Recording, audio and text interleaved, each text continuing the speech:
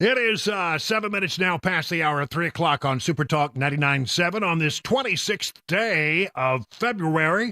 Man, we're glad that you're with us. Beautiful day. We got 74 warm and very pleasant degrees in bucolic Watertown. An abundant sunshine. I mean, boy, you couldn't ask for anything better than that. And looks like, it's going to be, nice. For February, the weather not bad. Boy, we got a ton of stuff.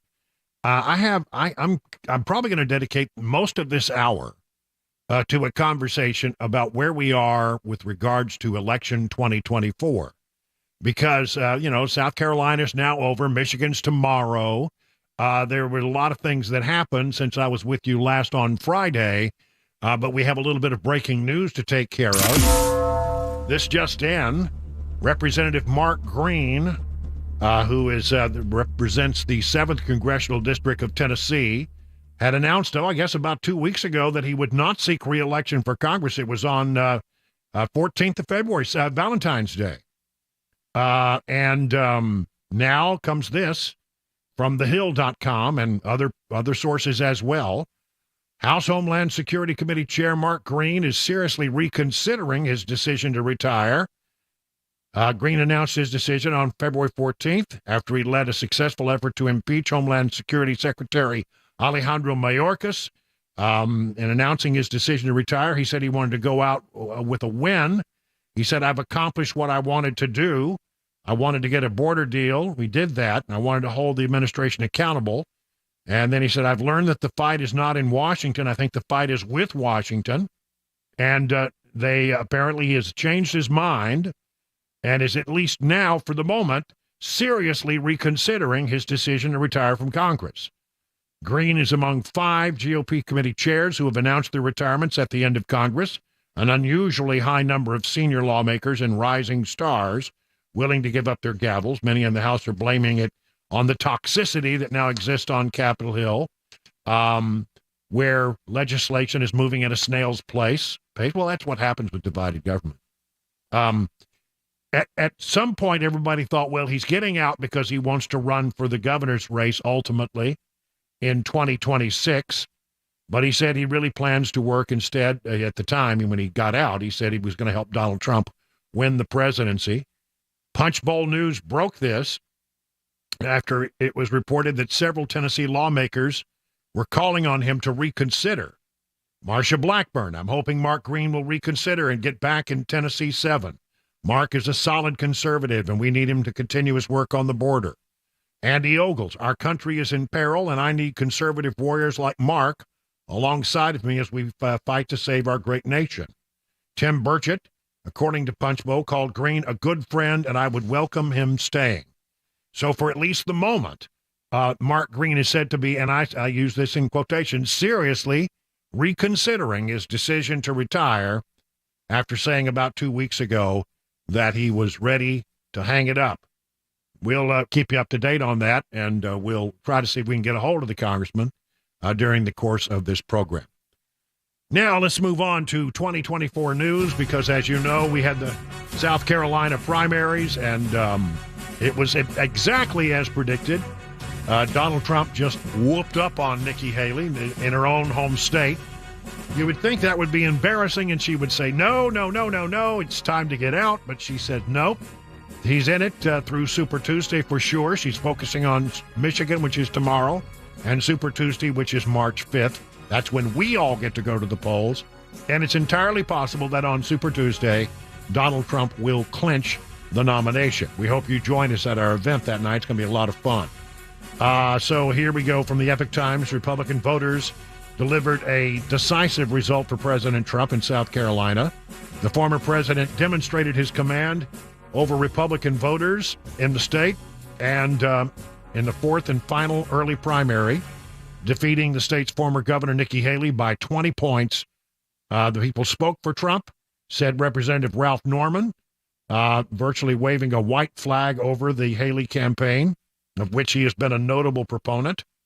Ms. Haley is vowed to continue her run for the White House at least through Super Tuesday, March 5th, when 15 states will conduct presidential primaries. Now, there's a whole lot of news about Nikki Haley.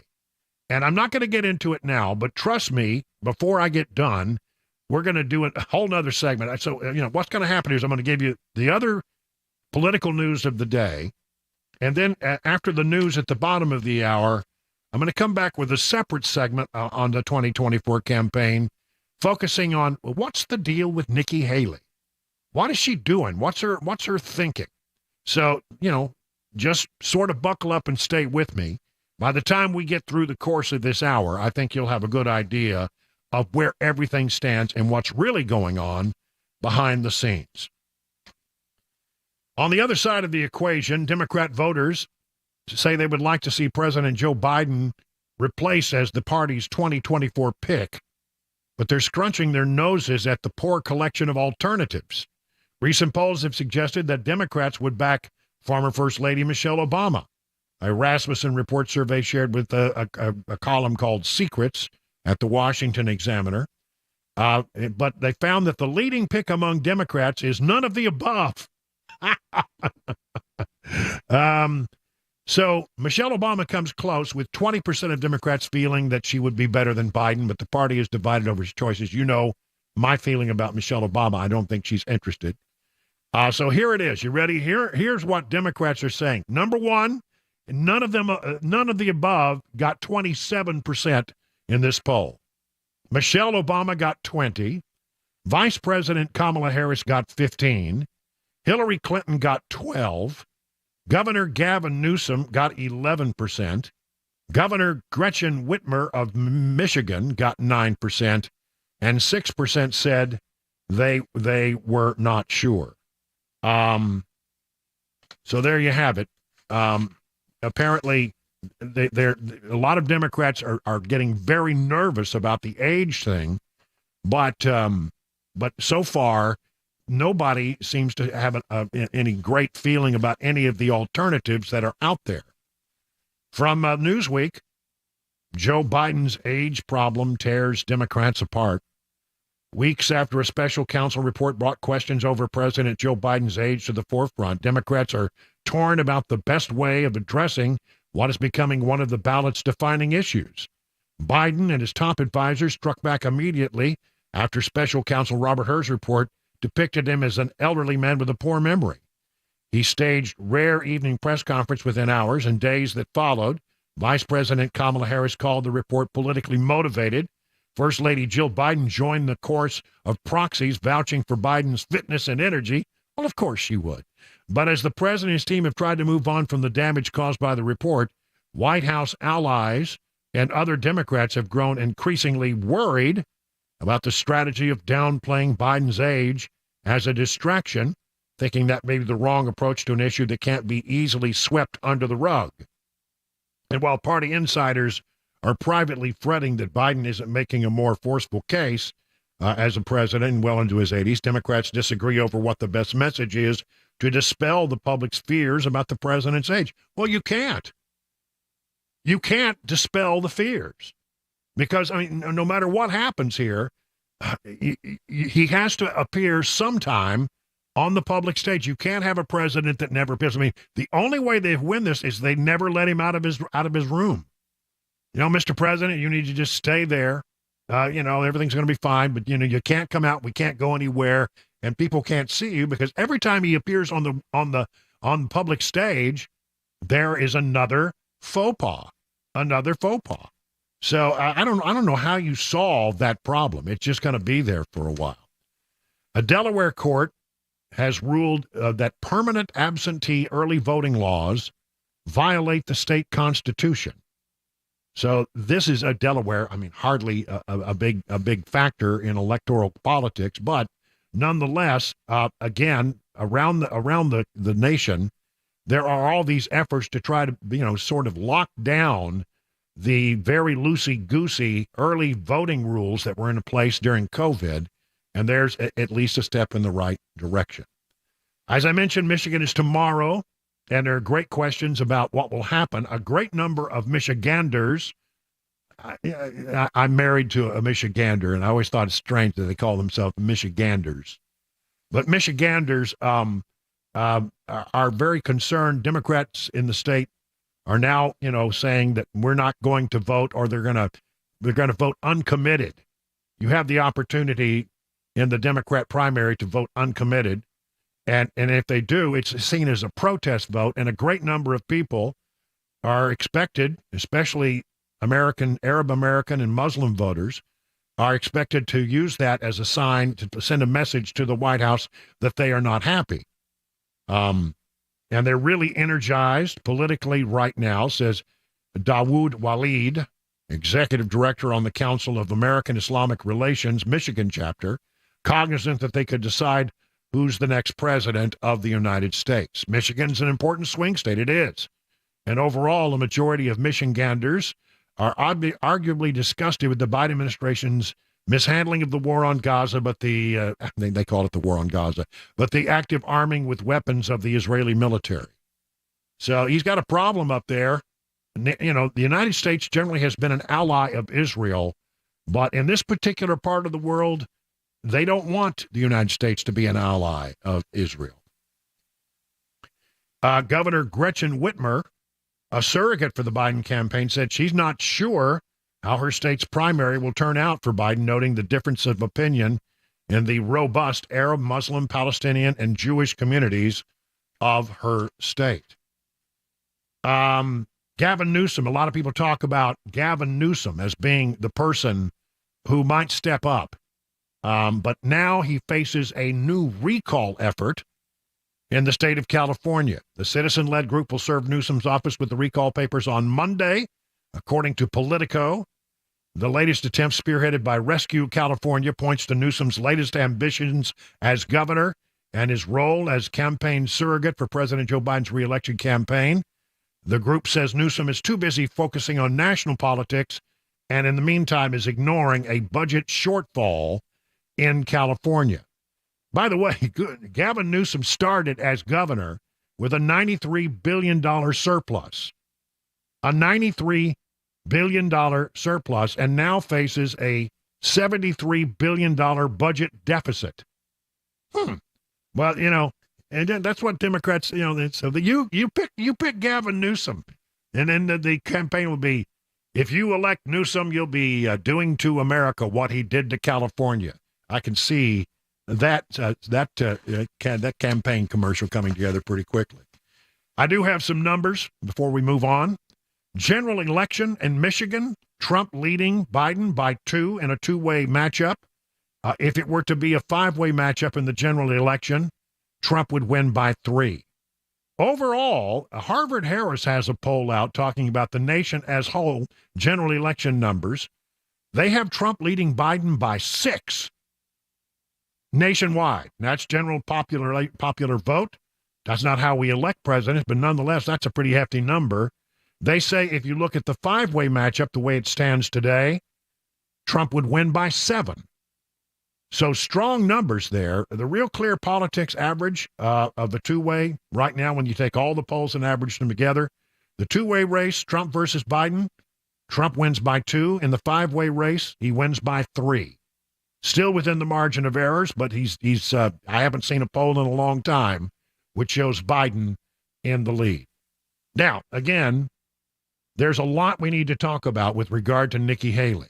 What is her end game? I have a lot of analysis and a lot of things to say about that, which we'll pick up at 3:30. So hang on. We got some other stuff to take care of. And right now it's 20 minutes past the hour of 3 o'clock.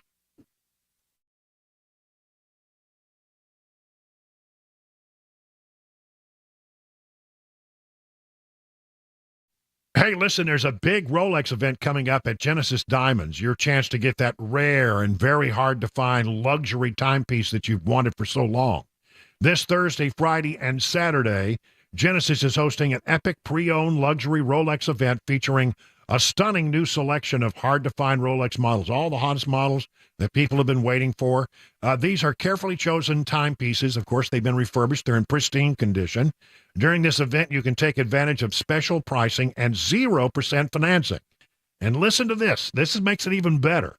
With the purchase of any luxury pre-owned Rolex at this event, Genesis will give you a pair of 2-carat lab-grown diamond stud earrings free.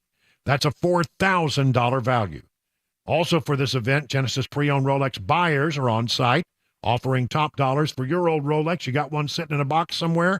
Well, why don't you go see how much it's worth? You may be surprised. You can buy, sell, or trade. So come see the largest selection of luxury pre-owned Rolex watches in the state and take advantage of special financing and get that special offer, a pair of 2-carat lab-grown diamond stud earrings free. It's Thursday, Friday, and Saturday only at Genesis Diamonds, your home to luxury pre-owned Rolexes in Green Hills and Cool Springs.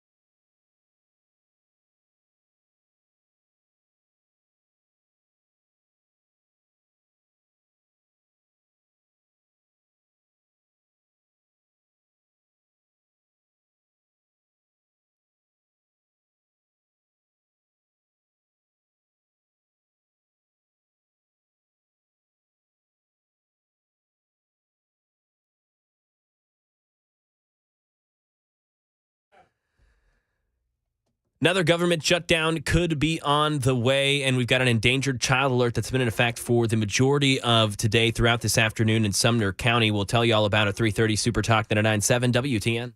All right, looky there. It's Mac Morey with all the stories. It's sliding in, doing the news. And over there in the mothership, it's Chris Webber pushing all the blinky buttons back from a couple of days off. Yes. Glad to have you back. Oh, thank you. On this lovely, I mean, it is a lovely day outside. Yes, it is. Little breezy, but I had to chase down a tarp. Ooh. This has been a very interesting week. As you know, when you have a new puppy in the house, there can be accidents, right?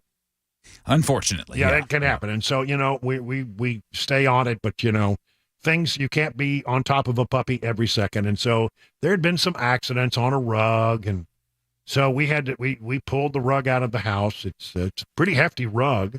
And I actually one time had a client that did professional rug cleaning. And I went out to the plant and I watched and I learned everything about how they do it. And I thought, I could do that right here in my own backyard. Okay.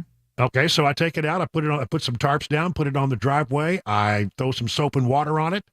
And then I got my power washer out. I power washed it. Ah. And then we need now we have to dry said rug. Yep. You have no idea how heavy a wet carpet can be. I mean, I'm telling you, that thing weighed about 100 pounds. I bet. And we drug it in there, and now it's in the process of drying out. And then we have a really it's a crisis day here at Stately Wilson Manor. Uh-oh. The good people at Busy Bee are right now in the process of digging up my backyard. Uh-oh. Yep. That doesn't sound good. No, it's not good. It's not good at all. So we have a house, and then we have a little small half bath down near the pool. We call it the pool house. Mhm. Well, in fact, over here in my office, I don't have a bathroom. So if I need to go to the bathroom during the show, I just run over to the pool house real quick, come back. Yeah. Real quick. It's just short, 25, 30 steps, and I'm there. And so I went in last Friday, and I walked in, and whoa, there had been a toilet explosion. Oh, no. I mean to tell you, something happened, and it was not pretty. So I gently closed the door and said, deal we'll with deal that with that later. Right. So what it is today was the first time the Busy Bee people could come out. And it turns out that my sewer line has collapsed or broken or something. So Wow. they're out there right now replacing the sewer line to Stately Wilson Manor. In the meantime, That's fun. no showers. Yeah. I mean, we're all getting a little gamey over here at our house. You can't do anything until you fix that problem. Glad it's not smell-o-vision. Yeah, that's exactly right. And they came out and ran the little camera down in there and said, "Oh, Mr. Wilson, we have a serious problem." Yeah, so they're back there fixing that. No, there's no joy, like being a homeowner. Yep, that's right. So I understand the Busy Bee people were at your house. That's right. Yeah, last week, Thursday, I think it was. I had a water leak at right behind my water meter, and I was notified thankfully by my utility. They really? said, they were out there reading the meter, and they knocked on the door and said, "We noticed you got a water leak out here right behind your box." Sure enough, good little leak. So I had the Busy Bee folks out there to get me straightened out. So wow. yeah. Busy Bee, they're doing well by us right now, aren't That's they? right, yeah. Yeah, well, and from what I just got the quote on a new sewer line, so trust me, they're doing real well by me today. Not giving those things away, are they? No, they're not. No, they're not. But anyway, the thing about it is, you always know. I had a doctor's appointment just to get some new glasses because I can't use my old glasses broke, and so what I did was I went to a drawer where I keep, past glasses that I no longer use, and for the longest time now I've been running around with a pair of glasses, not quite right, but better than nothing. Mm-hmm. And so, today I had to get some new glasses, and so went to do that today. But they were nice to work around, my doctor's appointment and all that kind of stuff. You've got to appreciate when somebody goes the extra mile for you, and they always have for me. And I know they're a client and all of that, but I got to tell you, I think they're pretty good people. I'm hoping maybe they'll give me a little discount for having said that. No, just teasing. 30 minutes now past the hour of 3 o'clock.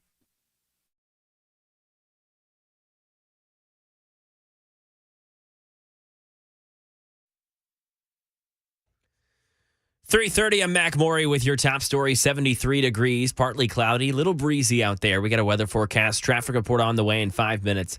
A big meeting this week at the White House with a critical deadline looming. Expected to attend Senate Majority Leader Chuck Schumer and Minority Leader Mitch McConnell and House Speaker Mike Johnson, Minority Leader Hakeem Jeffries. Karen Travers has the latest on what the White House is saying they expect from the sit-down. The White House says President Biden hopes to move the ball on the $95 billion national security bill that sends $60 billion to Ukraine and has funding for Israel and Taiwan. Press Secretary Karine Jean-Pierre on Air Force One said the president will also push congressional leaders to reach an agreement on government funding, with a key deadline looming this Friday. It is a basic priority or duty of Congress is to keep the government open.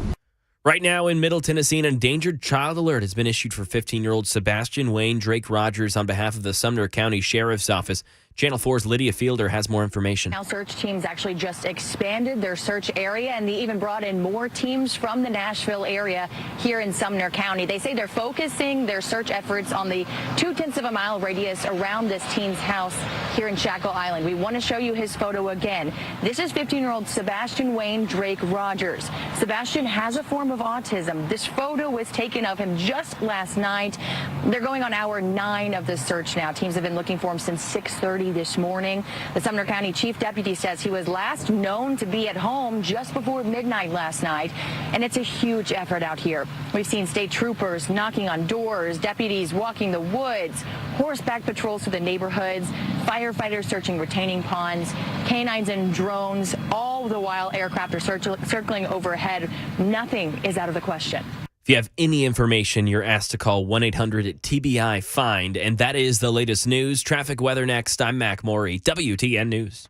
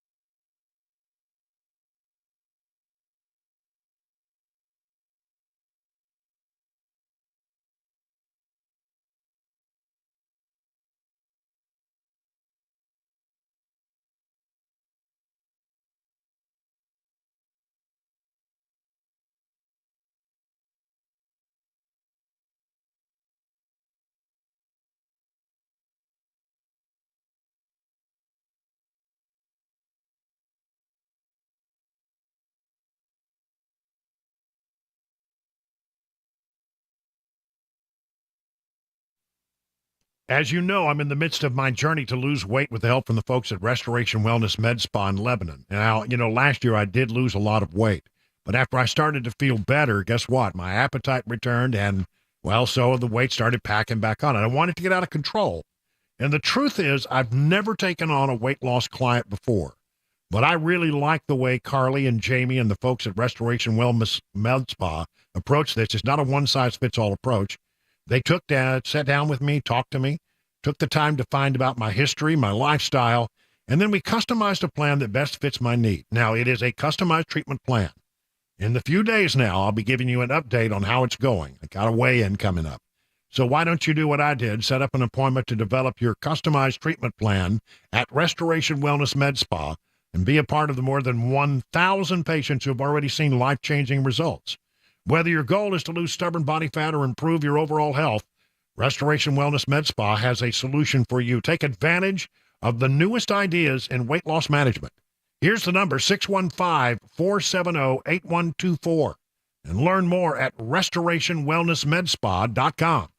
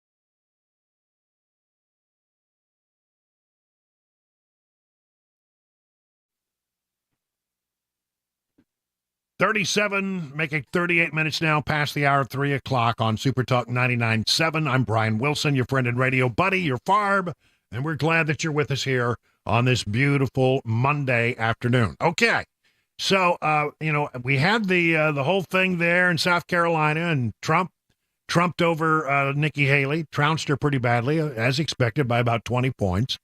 And so, the thing is, what's up with Nikki Haley? She says she's not going anywhere. She says she's staying in the race. She's going to be there through, Super Tuesday. And it was after her concession speech, which really wasn't much of a concession speech, that Ari Fleischer, remember Ari Fleischer used to be a press secretary back during the Bush days? Ari Fleischer was asked his opinion of her speech. And here's what he had to say. Oh, hold on a minute. I want to make sure we get this all from the beginning. It helps when you hit the right button. Here we go. Ari Fleischer. I've been around a lot of these candidate speeches. I've written a few. That was a no-labels speech tonight by Nikki Haley. That was a speech when she says, no matter what, I am running. When she trashes Joe Biden, trashes Donald Trump, she is setting herself up to run down the middle. And look what happened in South Carolina tonight. She won, according to the Fox voter analysis, independent voters by 19 percentage points tonight. Now, that's only 7% of the people who voted in the primary, which is why she got her clock cleaned in the primary by Donald Trump. But when you look at independent voters, she sees a huge group out there. And when you look at the country, independent voters are 43% of the country. Republicans are 27%, Democrats are 27%. So she is looking ahead and seeing a swath down the middle that doesn't like Biden, doesn't like Trump. I can just feel it. I watched it. My reaction was immediate. Mm-hmm. She is declaring. And so why won't she drop out of the race? Because she sees herself on the runway to something new. And when you see yourself on the runway, you don't pull your plane off the runway. You get ready to take off. That's what she's doing tonight. Ari Fleischer.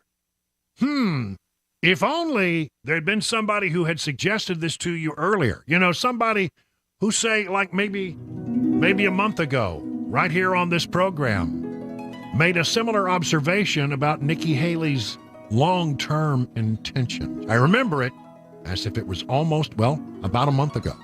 Can you imagine this scenario? She comes to the microphone in a day or two and said, maybe even comes after South Carolina. It's very clear to me that I no longer recognize the Republican Party today. I don't feel comfortable. It's not that my positions have changed. I feel like the Republican Party has changed. Now, I'm not saying I agree with this. I'm just saying this is what she would say.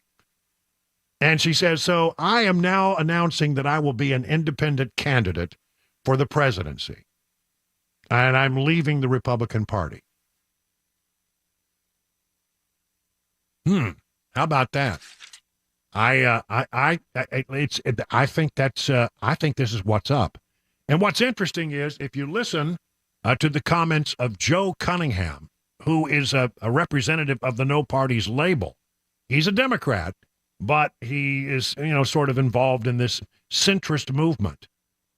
Here's what he had to say when asked by Will Cain on Fox News about what is the No Labels Party up to? Well, the truth is we're talking to a lot of spectacular people right now, and we're not ready to unveil those folks just yet. This has been a project to essentially give Americans another choice if they're unhappy with the presumptive nominees, which, it appears is going to be Trump versus Biden right now.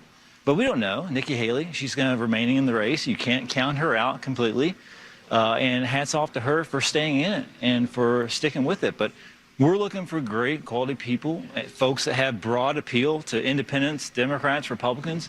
And yeah, Nikki Haley is somebody we'd definitely be interested in. Wow, I think that's interesting. Said they would be interested in talking to her. And what's your timeline in selecting a candidate? So we won't be making a decision before Super Tuesday. Did you hear that?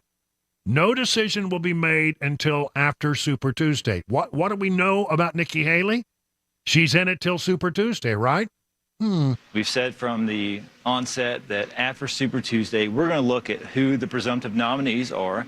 And if the vast majority of Americans are unhappy with those, and we feel like we can put forward a ticket or offer our ballot line to candidates who can win, then we're going to offer that ballot line. We're in a great spot right now. We're on 16 states currently. We have a pathway to get on all 50 states plus Washington, D.C. It's important for folks to remember at this particular time when Ross Perot was running, he was on 0 states. And so, we're right on track, if not ahead of the game.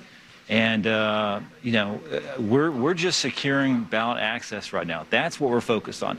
In a competitive 3-way race. Listen. In every state in our country, with the exception of 2, all electoral votes go to the candidate who wins the most number of votes in their state. So, for example, in South Carolina, Michigan, Georgia, in a competitive 3-way race, a candidate can win all electoral votes with as little as 34, 35% of the vote. You don't have to get over 50%. Yeah, that's the thing you need to remember. A strong independent candidate who would pull from maybe let's see what would be her constituency if she were to run up the middle. On the Republican side of the equation, vast majority of Republicans support Donald Trump, but there's a small number of Republicans who don't like Trump. They just don't. On the Democrat side of the equation, there are a whole lot of Democrats who are not enamored with the idea of seeing Joe Biden return to office. And some of them are moderate Democrats, right? And then you have this biggest group of voters are independents. So if you could put together an amalgam of never Trumpers over on the right, moderate Democrats on the left, and independents who can go either way, but are looking, we hear through all of the polling data, for something different, Nikki Haley could win this thing as an independent. Now, she says she's not interested. I am a Republican. I am not running as any other party or independent. And I will continue to say this is not about my political career. This is about the future of America. Will you ever run as a third-party candidate? I've said no over and over again. I have no interest in a third-party candidacy. All right, that's what she says. She was on Fox News just a short while ago. Martha McCallum asking similar questions.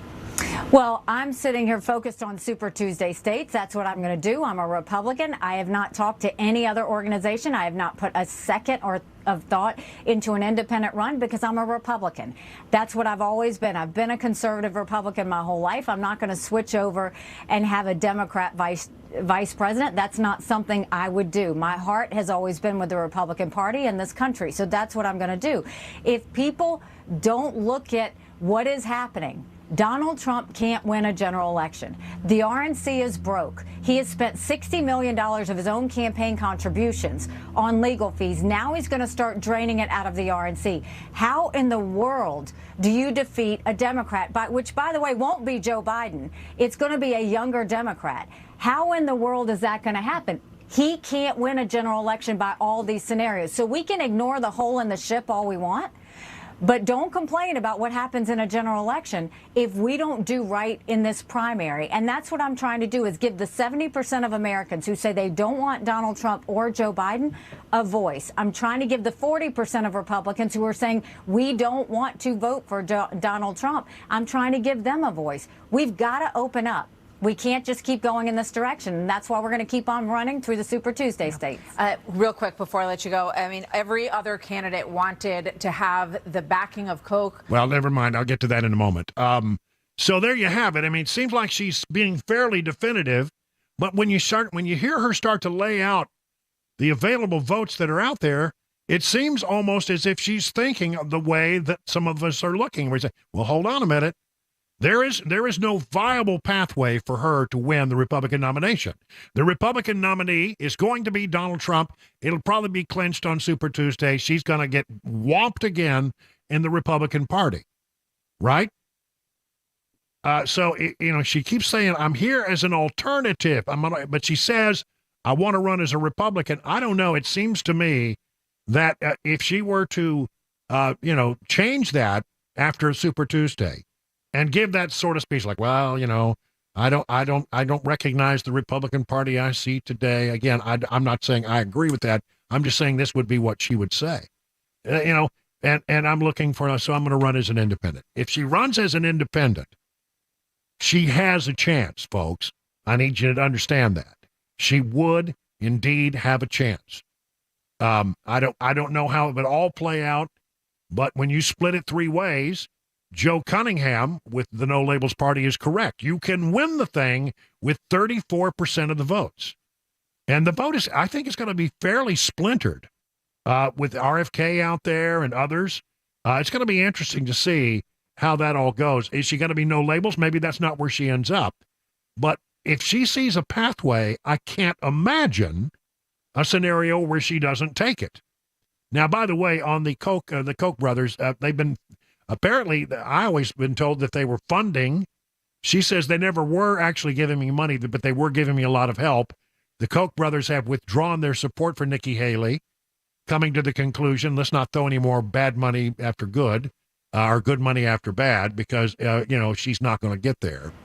It doesn't change our dynamic. They weren't helping us from a monetary standpoint. They were door knockers and phone callers. They weren't giving, you didn't get any money from them? No money from them, no. It was never a financial backing. It was just them doing door knocking and phone calling and sending out some mail. So we are financially strong without them. But they're a great organization. They believe in freedom. They believe in limited government. I appreciate them standing with us. But we're moving hard. We've got national ads out there now. We've got ads running in Michigan. We're going to keep on fighting the whole step of the way. All right. Well, we will be watching the whole step of the way as well as we head toward Michigan tomorrow and Super Tuesday on March the 5th. There you go. She's talking about not and really too worried about it. And again, she's in it through March 5th. There's no doubt about that. And it's interesting to me that she keeps talking about, I'm in it till March 5th. I'm in it till March 5th. I'm in it through Super Tuesday. And then on the other hand, you have Joe Cunningham with the No Labels Party saying, you know what? We're not even going to be worried about it until after Super Tuesday. We're just getting on the ballot and we're getting access. We're just saying she can walk over to the No Labels Party, have ready-made access to all of the states that remain in the general election, and then we'll see what happens. But she says she's not interested. It's just that I keep looking at the numbers here. I'm stepping back, trying to take my own personal preferences out of it, taking a step back, looking at it from 30,000 feet, and I can see a pathway, but not as a Republican. It's that simple. As a Republican, she cannot prevail. But as an independent, she could give them a run for their money. It would be interesting to see what would happen, but she could probably be a viable candidate in that direction. Got to watch Nikki Haley because, again, this is going to be an election season like we have never seen before. Everything that you think is true about elections will be challenged between now and November. 51 minutes now past the hour of 3 o'clock on Super Talk 99.7.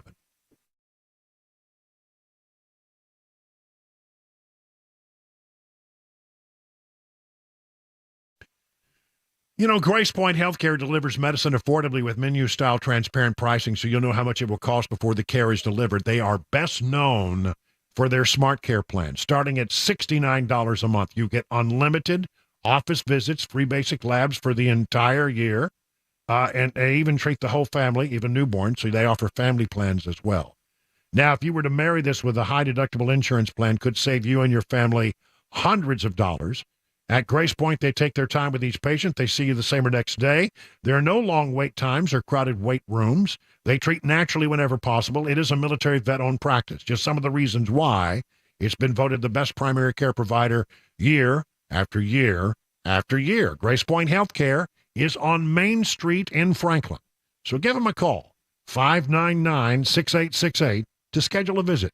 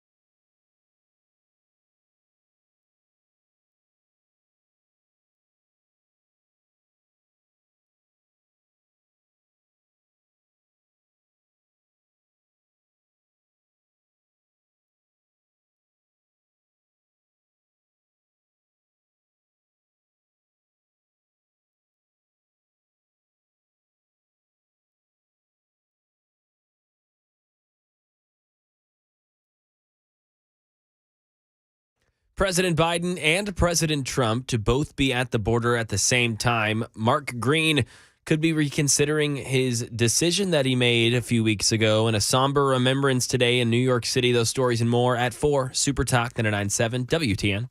All right, thank you, Mac Morey. Time to take a look at the markets and see how things have ended here today. Dow Jones Industrials down 62 points.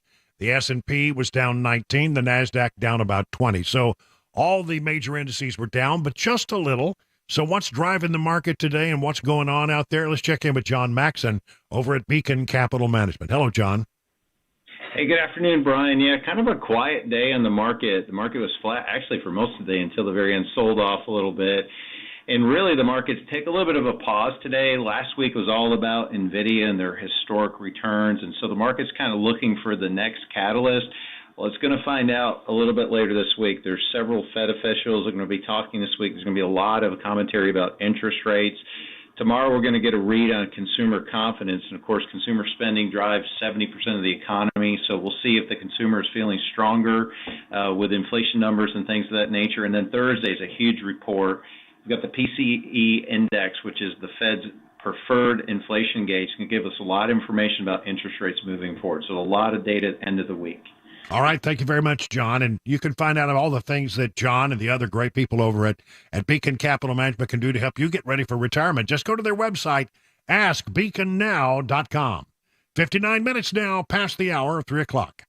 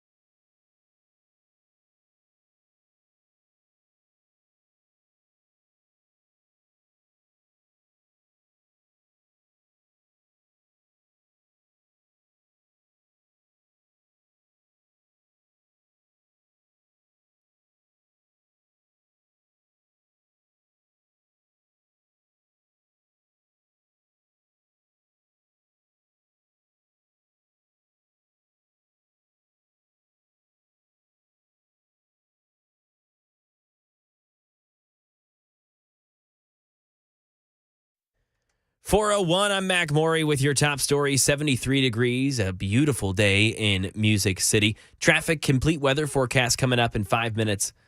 President Biden expected to visit the southern border in Texas on Thursday to meet with Customs and Border Protection officials and renew his call for Congress to approve new border security provisions that remain stalled out. Karen Travers with the latest. The White House says with this trip to the U.S. southern border Thursday, President Biden showing he's taking the issues there seriously. Press Secretary Karine Jean-Pierre on Air Force One. He's going to go directly to Brownsville, Texas, see exactly what's going on here directly from the Border Patrol agents who are doing the work, in the best way that they can with the resources that they have, but they need more.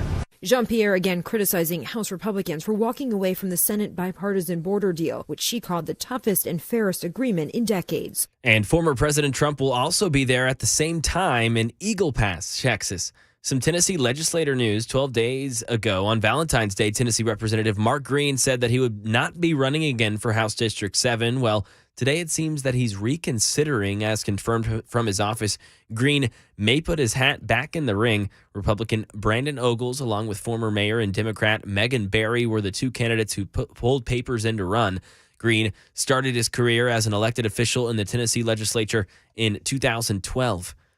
A somber remembrance in New York City 31 years later. Derek Dennis. There were bagpipes, John Deere Giovanni, and a reading of the names of the 6 people killed in New York City's first World Trade Center attack back in 1993. A van loaded with explosives planted by Islamic extremists blew up in an underground parking lot beneath the North Tower. 6 people were later convicted in the attack, including the nephew of the so-called mastermind of the September 11th attacks years later. The victims of the earlier attack remembered on this 31st anniversary. and William Macco. Right now in America, an update to a situation that could impact millions of grocery shoppers. The Federal Trade Commission suing to block a proposed merger between Kroger and Albertsons, saying the $24.6 billion deal would eliminate competition and lead to higher prices.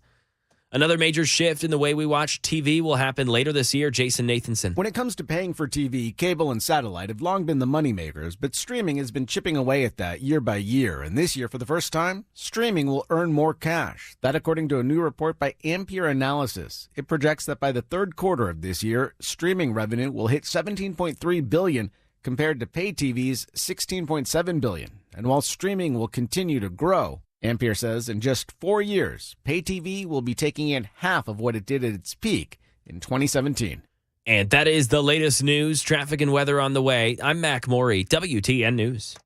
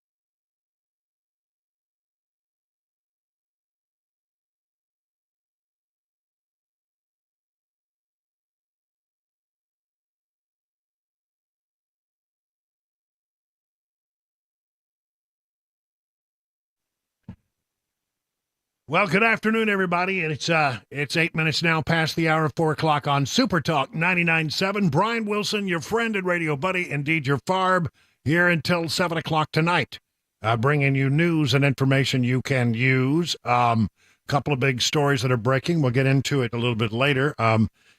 We have word this afternoon that Mark Green, congressional representative for Tennessee's 7th Congressional District, who announced on February 14th, Valentine's Day, that he was going to not run for re-election, is now said to be seriously reconsidering that decision.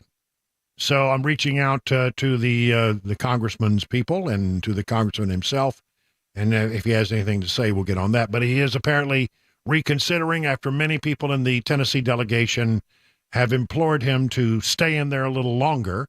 He's chairman of the House Homeland Security Committee, thought to be a real leader on Capitol Hill, even though he's been there such a short time.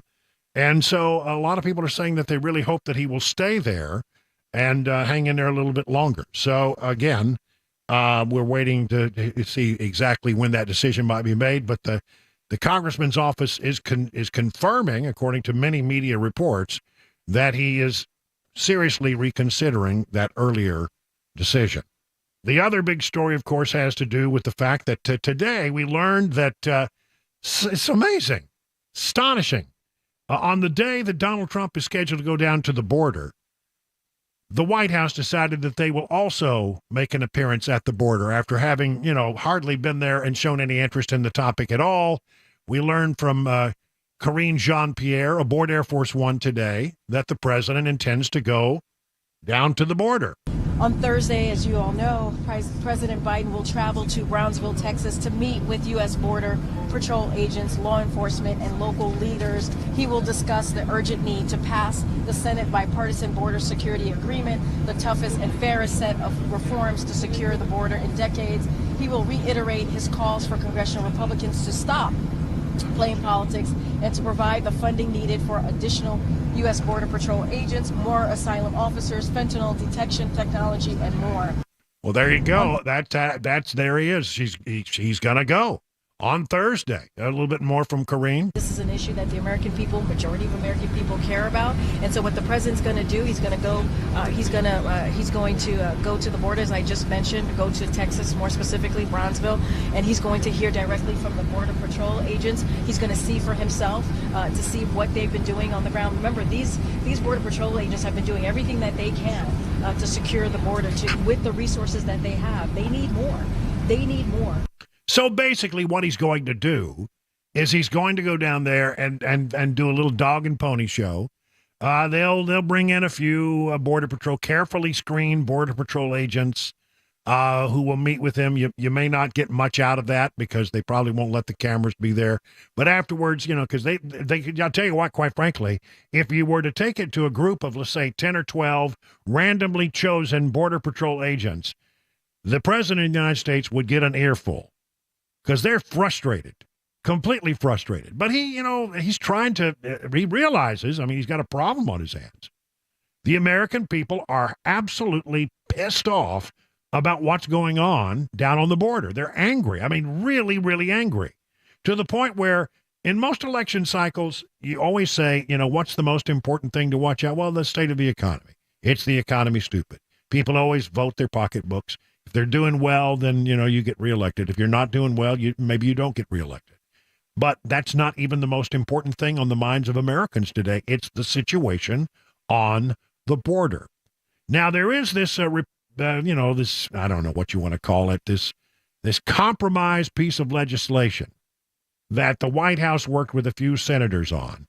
And it basically is a way to provide some more funding for the border, but not the kind that you and I would want, the kind that just would get more people down there to process paperwork. That's what Biden wants. And Biden keeps saying, I need people to give me the authority that I need. He has all the authority that he needs right now. He changed the border with, I don't know, depending on who you talk to, either 64 or maybe as many as 100, nearly 100 executive actions that he took to weaken the situation on the border. and caused the crisis that we have now. He absolutely caused it. But he says, now, you know, what I need you to do is give me the authority and to patch this thing up and fix it. And it's all in that deal that I worked out with a few senators. Well, over at the House side, they've said, absolutely not, Mr. President. We're not even going to consider that idea. Not even consider that idea. It's a non-starter. It's dead on arrival. It doesn't accomplish anything. And by the way, you don't need us. You can fix this on your own.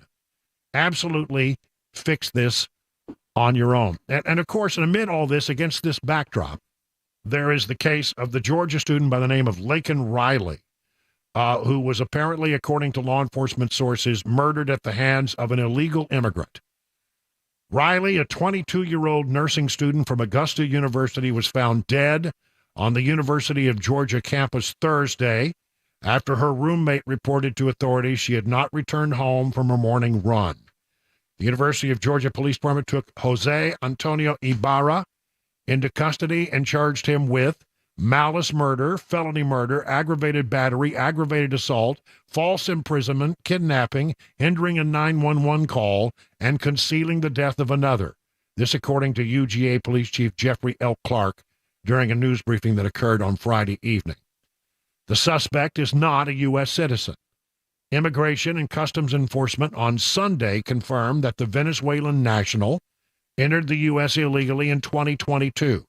Literally about 2 or 3 days after we had assurances from Secretary Mayorkas that the border was secure. He had been previously arrested in New York City. And, you know, you would think that the President of the United States would have something to say about this. Townhall.com. President Joe Biden has blood on his hands after a 22-year-old nursing student was killed because of his open border lax policies. However, the president has yet to say anything about the death of the young girl who lost her life as he was too busy destroying the country. This comes from a very decided point of view, doesn't it? Don't hold back.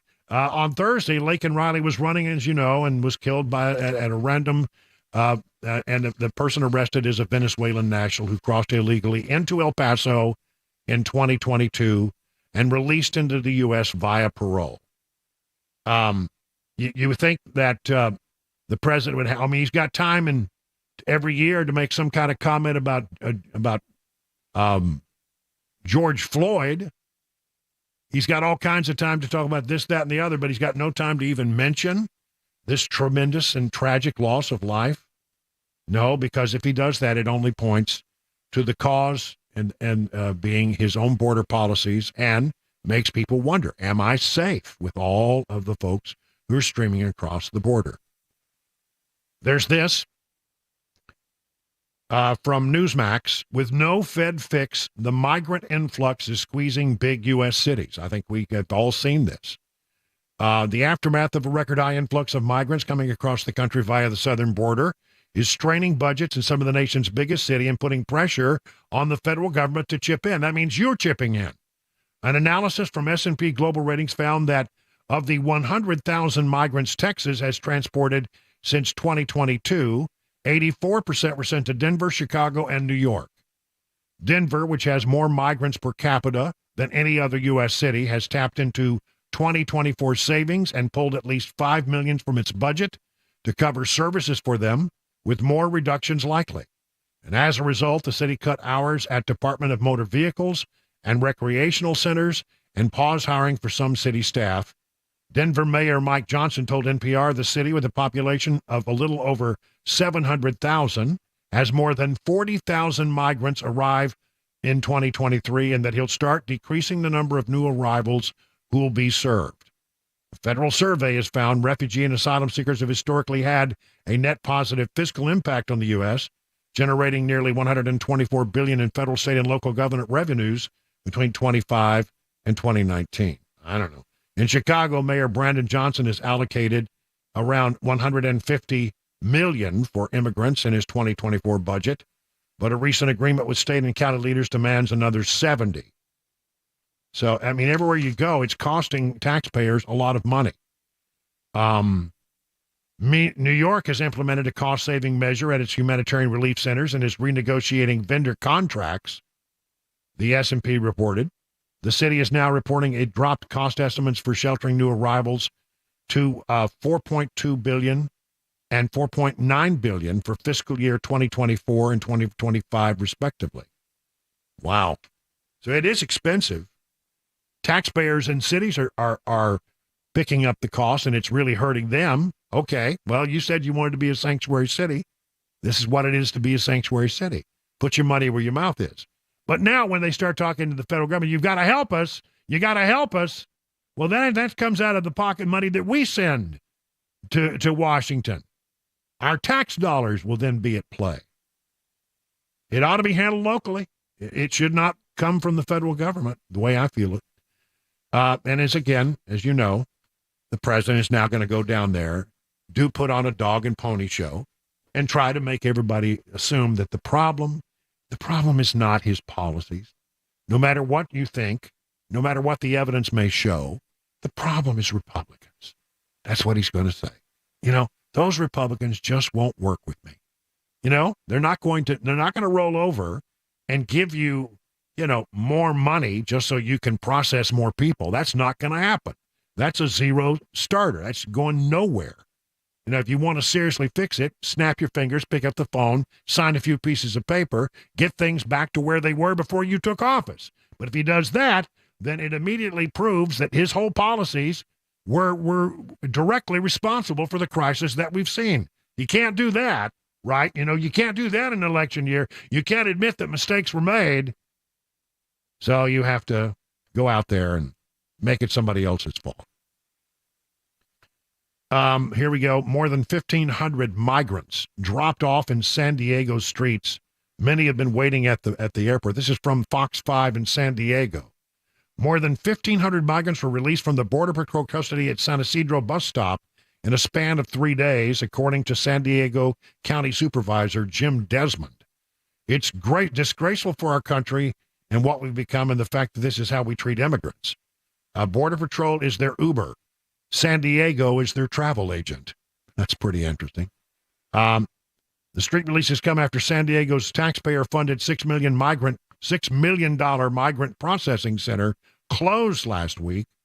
Desmond said San Diegans should never have been paying for it, but that the center ran out of money in just 4.5 months, going to about $1.5 million per month. The Welcome Center fed migrants, helped them charge their phones, and have a place to be until travel arrangements could be finalized. Wow. And then this, most Americans, according to Fox News, in a poll from Monmouth University, the poll found that 61% of Americans say that illegal immigration is a very serious problem. Illegal immigration has taken center stage as a defining issue this presidential election. Other Monmouth polling found this to be President Biden's weakest policy area. No wonder he's going to go down to the border now. He's got nothing to lose, but I don't think it's going to work because I think the American people are on to him. I really think they figured it out by now. 21 past the hour of 4 o'clock on Super Talk.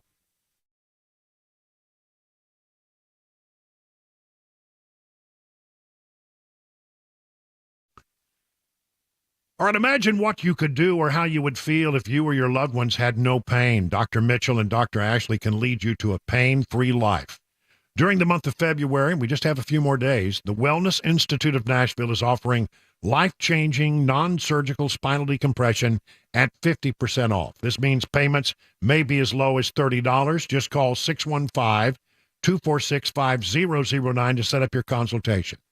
Now, when you get there, Dr. Mitchell and Dr. Ashley will review an advanced report of findings with you, review any previous MRIs you may have. They often find things that others have missed. And then you can decide upon the new age technologies that's the best fit for you. Besides the non-surgical spinal decompression, they have robot laser and knee decompression for those with knee ailments. And listen, a whole lot of things they can do for you, and they will lay it all out for you. Remember, it's 50% off non-surgical spinal decompression for new patients. That's cheaper than most of your insurance copays in many cases.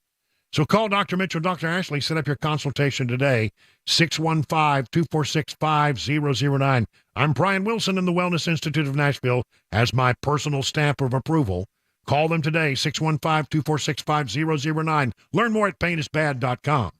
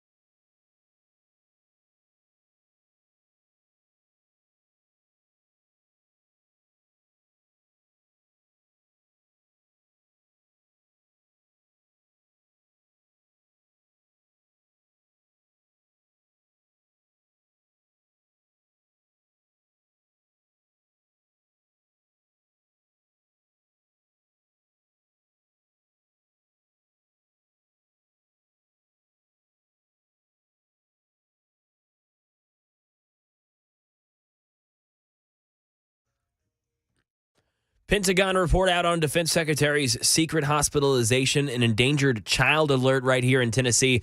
And we'll have today's Money News report. Those stories 30 minutes after the hour of 4 o'clock right here. Super Talk, 997 WTN. It's 26 minutes now past the hour of 4 o'clock on Super Talk 99.7. We got Mac Morey in the newsroom with all the stories, and Chris Webber's back from a couple of days off where he was sloughing off, just taking it easy. Leaving the rest of us here to slave away in his absence. Somebody's got to kick back and relax. That's every right. Once in a while. I know. Might as well be me. Might as well be you. All right. So we got all kinds of stuff going on. We're going to be getting into more of 2024 again. We talked about the border, and you've heard the story about Mark Green. Maybe he's not retiring from the 7th Congressional District. Maybe he's going to run for re-election. I'm sending a note to him during the commercial breaks, and just saying, hey, if you got anything that's on your mind, I happen to know a place where, we could just have a casual talk things out a little bit. Maybe, just talking to somebody will help clarify your thought process a little bit. So I haven't heard back. Oh, well. But worth a shot. That's worth a shot. That's right. Here's an idea. This is worth a shot, and I like the idea. Former House Freedom Caucus Chair Representative Scott Perry, Republican, Pennsylvania, is calling on Speaker of the House Mike Johnson to disinvite the president from giving his annual State of the Union address next month. Now, it's scheduled for March 7th, if memory serves me well, and I think I'm right about that. He says we need to use every single point of leverage. The president comes at the invitation of Congress, and Republicans are in control of the House. There's no reason that we need to invite him to get more propaganda and actually blame the American people for the crisis he's called. Now, here's the thing, about State of the Union addresses. There is no requirement that it be a public address. And in fact, for many, many years, the State of the Union was not a public address. It was, in fact, just a note sent from the White House up to Capitol Hill.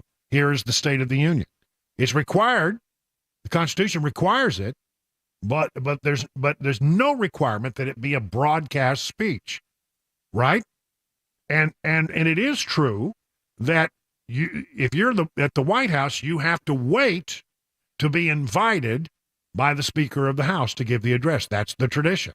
You can't say we're going to give the State of the Union address, and just call it unilaterally. You have to wait until the House call. Well, listen, this is very late in the process for State of the Union after March 5th, and so there you have that.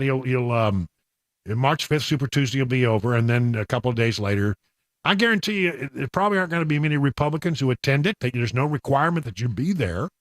A lot of people go just because it's a lot of pomp and ceremony and that kind of stuff. But it really will be their attempt to try to in fact, Biden's people have said as much, that they're going to use the State of the Union to show that they've got a president who's on top of his game, delivering a sharp, focused address. And they can pump him up with whatever it is they pump him up with, and he'll get through it, and he'll, if he sticks to the teleprompter, it'd be just fine. But they think that that's the point where they turn things around. There's no obligation. The House is under absolutely no obligation to give him that platform.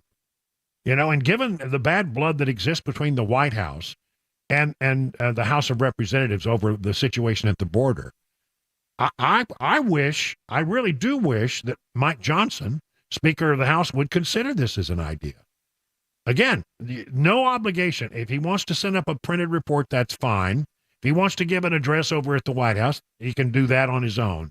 But there's nothing that requires the House of Representatives to give him that bully pulpit in front of the American people. And so I say, disinvite him. We've had a change of heart. And given, what's going on, we think that, will they be looked at as rude? I don't think anybody will hold it against them 1 second. I think it's a worthy idea, and I think it really should be considered under no obligation to offer him that platform. 30 minutes now past the hour of 4 o'clock on Super Talk.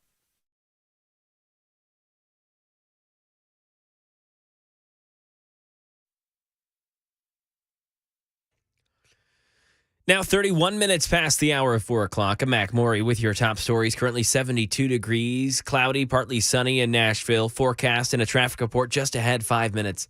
The Pentagon has reviewed how the defense secretary handled his secret surgery last December, and they issued its report on what went wrong, how to make sure it doesn't happen again. Andy Field. The Pentagon says that while Defense Secretary Lloyd Austin was in the hospital, there was never any gap in authorities or command and control. Spokesman General Pat Ryder saying the secrecy about Austin's surgery falls to one person. The buck stops with him, and he's taken responsibility for not notifying the president. A Republican House Armed Services Chairman Mike Rogers says that's not good enough. He wants his own investigation.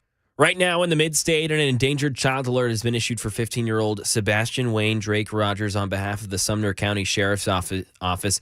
Deputies say he's 5'5" and was last seen wearing all black this morning in Stratford Court. Officials say for now there are no public search parties, but if you live in the area, to check your Ring cameras. Right now they've got helicopters, they've got drones, they have different units in the woods and thereabouts in a 0.2 of a mile radius in that area in Sumner County. They've been looking for the last 10 hours. If you have any information, you're asked to call 1-800-TBI-FIND. Now over to some money news. Daria Albinger fills us in on the activities of Wall Street. Stocks start the week closing lower. The Dow off 62 points, the Nasdaq losing 21, and the S&P closing down 19 points. A change in the Dow to start the week. The Walgreens Boots Alliance exited before the opening bell and was replaced by Amazon. It's the latest shift in the composite from industrial stocks to service to more tech-focused. Economists say 2024 could be a better year than they thought just a few months ago. A majority of respondents to the National Association for Business Economics' latest Outlook survey predicting 2.2% growth. That's up from 1.3% in the last survey. The FTC is suing to block a proposed merger between grocery giants Kroger and Albertsons, saying it would lead to higher prices for many Americans. Inflation's changing the way we shop. A survey by Ernst & Young says Americans are shifting from name brands to store brands at the grocery store. And that is the latest news, traffic, and weather next. I'm Mac Morey, WTN News.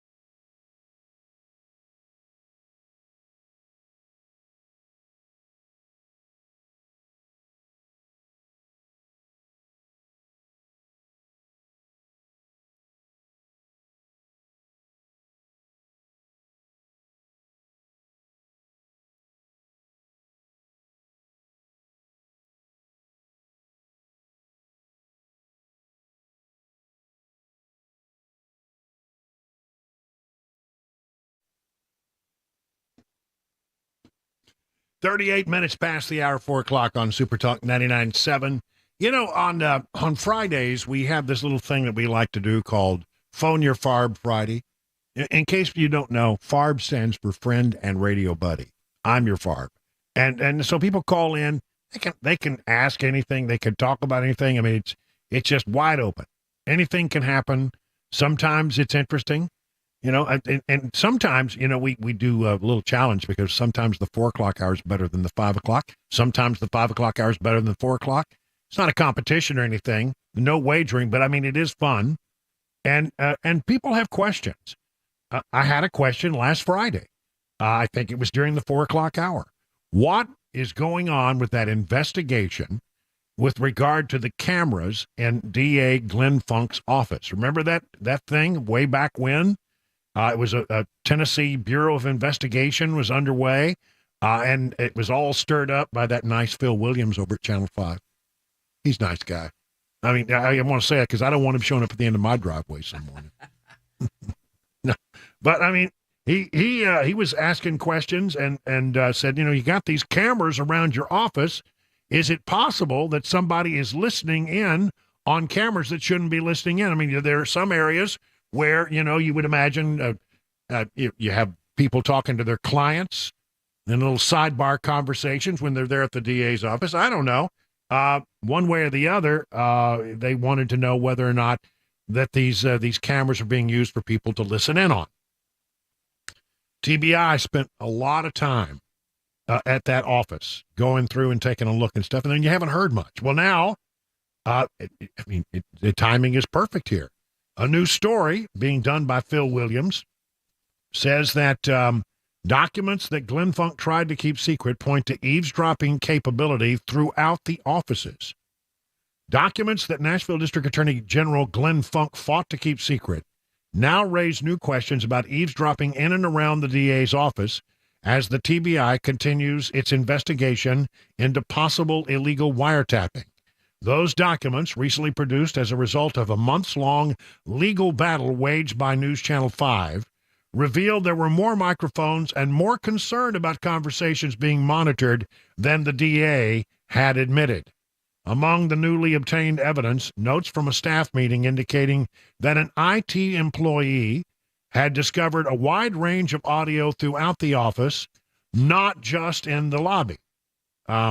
Funk's office is currently the subject of a criminal probe led by the Tennessee Attorney General, being conducted by the Tennessee Bureau of Investigation, focusing on possible violations of federal and state wiretapping laws. Those laws make it illegal for conversations to be monitored where people have an expectation of privacy. This, again, all from Channel 5. So he has these documents that have now been handed up, but I mean, some of them very heavily redacted. In other words, sensitive parts seem to have been blacked out. How about that? We have never conducted any unauthorized audio or video recording of any area where a person has a legitimate expectation of privacy. We know what the law allows and what the law prohibits. After the news of that investigation first broke, Funk and his team went into damage control. They were responding to stories of the Tennessean. And so Funk's attorney, Jim Kay, they tried to block documents, and Funk's attorney, Jim Kay, acknowledged in a court hearing that they didn't have a single argument for not producing the correspondence. All right. Funk's office had claimed they were trying to protect confidential secrets about building security, but the judge ordered most of the pages released. Below what has been a black blob on the page provided by the DA's office, we found the note that Will is apparently the name of a guy, the IT guy, discovered a wide range of audio throughout the office, not just the lobby. The notes from that staff meeting suggest Funk placed blame on Randall Ladd, the former director of operations for the office. Also among the clues that the DA's office tried to keep secret, a staff member's note that was written and obtained. Randall is listening to us, told to stop. The person added no recording that Glenn Funk knows about. Another person's note said maybe Randall listening, told not to listen. Yet another staff member documented the following. Last summer, Randall listening to Mona's cam, referring to the reception area. On another page, a staffer wrote, Randall told not to listen to people. In other words, apparently they found out that, the suggestion is, I don't know, but from what we're seeing here in that meeting, there was a lot of talk about the man who was in charge of the office. Apparently the conversation went, according to these notes, that he had been listening in to people and he was told not to do that anymore. Let's see. Anyway, so there is some movement. I don't know where it's going. And I think it's going to be really interesting to see how that all unfolds. But, people wanted an update. There you have it. Phil Williams, new documents over at News Channel 5's website. You can read the story and get an update on that. Legislation allows governor to send 5,000 troops to the Texas border. Sending 3,000 to 5,000 National Guard troops is being considered by the Tennessee legislature. The bill, which would authorize Bill Lee, the governor, to include a fiscal note saying the potential cost is more than $1.4 million. The amended House Bill 2190, scheduled to be heard on the House State Government Committee on Wednesday. One of the missions of the Tennessee National Guard is disasters and to help other states. We've been doing that. Listen, I look, we're the volunteer state. The governor of Texas is doing a lot. They're carrying the load down there. And if the state of Tennessee can help out, I'm all in favor of it. Yeah, it costs us a little money, but you know what? Somebody has to stand up and defend the border since the federal government has apparently acceded on that front. Another Tennessee story. This is from WKRN's website. A number of factors that contribute. Well, it says Tennessee among the states with the most crash deaths, according linked to poor road and design. There are a number of factors that contribute to deadly car crashes in Tennessee each year, with a large portion attributed to speeding, drivers not wearing seatbelts, distracted driving, and drunk driving. However, when compared to the rest of the state, poor road design also appears to be a somewhat significant factor in deadly crashes within the state. It is true when you get out there on some of these rural roads, that's hard to say. Say that 3 times real quick. Rural roads. It is true. I mean, there's some little, they're narrow and there are no shoulders. Have you noticed that, Chris? I mean, is that just me? That, yes. Now, and you get out in sort of in the boonies and you find these roads where there is absolutely, there's absolutely no room for error. And it just drops off. Sometimes it drops off pretty dramatically. So if you lose your focus for a moment and end off with a couple of tires off the side of the road, you could roll that thing pretty easily. I think there's something to be said about that, something that's perhaps worthy of further investigation. There were 5,304 deadly crashes reported in Tennessee over a 4-year period. 36 of which officials said involved poor road design. And while that only represents a small percentage of deadly crashes, that number puts Tennessee as one of the worst states in the nation for crashes involving inadequate road design. I'll tell you the other thing that I see, a lot of 4-way intersections where one has the right of way, no stop, the other has to stop, look both ways before crossing, right? They put the signs in a place that say, be careful, watch out for traffic, in a way that blocks the traffic. You can't see it. So you edge out there and boom, oh, where did that car come from? Out of nowhere. I don't know. Is that just me? I mean, I've had that issue before. You have to pull up beyond the stop sign to see the intersection. To see whether or not there's anything actually coming, because the sign actually blocks your view down the road. Yeah. It's a big old sign that says, be careful, because the cross traffic does not stop. But it's such a big sign to get all that information on there that you got a stop sign and then another sign underneath it, and you can't see what's behind it. And those cars come out of nowhere. I don't know. Then you got to watch out, apparently, as Cabana wife learned about deer. That has nothing to do with this story. Yeah, they're dangerous, all right. They are. And then finally this, we're talking about budgets. After several years of rapidly increasing spending and tax collections, Tennessee Governor Bill Lee has proposed a budget that would spend nearly $10 billion less next year. That's right. Includes $52.6 billion in spending, with $25.4 billion from the state and $19.8 billion from federal funds. A new analysis from nonprofit policy analyst Sycamore Institute shows the largest recurring budgetary increases come from state personnel-related costs. It's always personnel. It's your most expensive thing in most businesses. School funding formula growth, subsidies for private school students, and inflationary increases. The balanced budget proposal benefits from $2.6 billion that was spent on one-time expenses last year that will now be spent on recurring expenses, along with $1.5 billion in surplus from last fiscal year. There you have it. It is now, let's call it 50 minutes past the hour of 4 o'clock on Super Talk.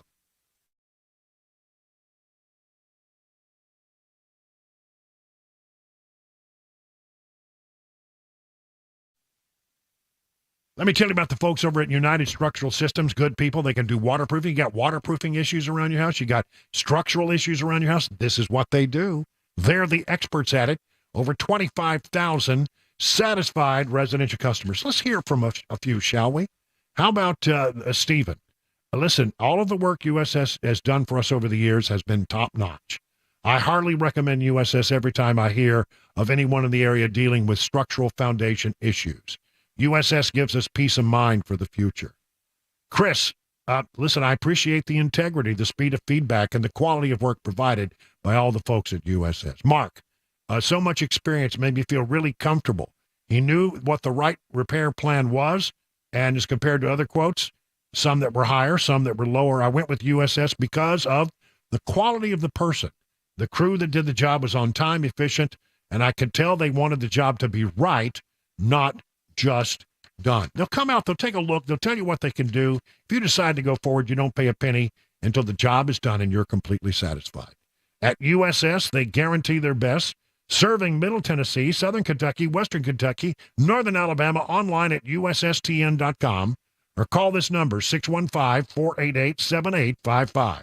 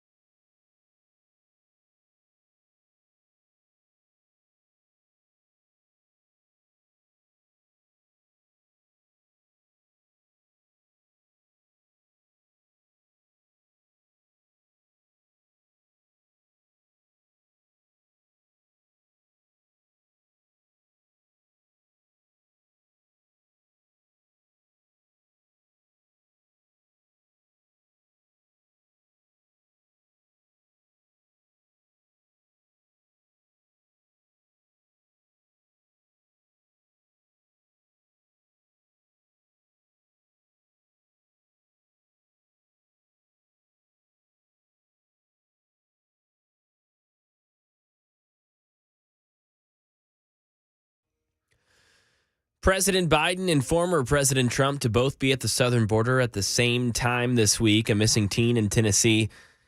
And we got a missing cow as well. Those stories and more coming up. 5 o'clock, Super Talk, 99.7 WTN. Oh, I was going to talk about that. I scooped you. I know, because I'm going to scoop you. Scoop, scoop, scoop. No. Moo the cow. Moo. Moo the cow is missing. Apparently, Mount Juliet Police has put out an all-points bulletin for Moo the cow, who escaped from a mini farm on Old Lebanon Dirt Road. And they want Moo back.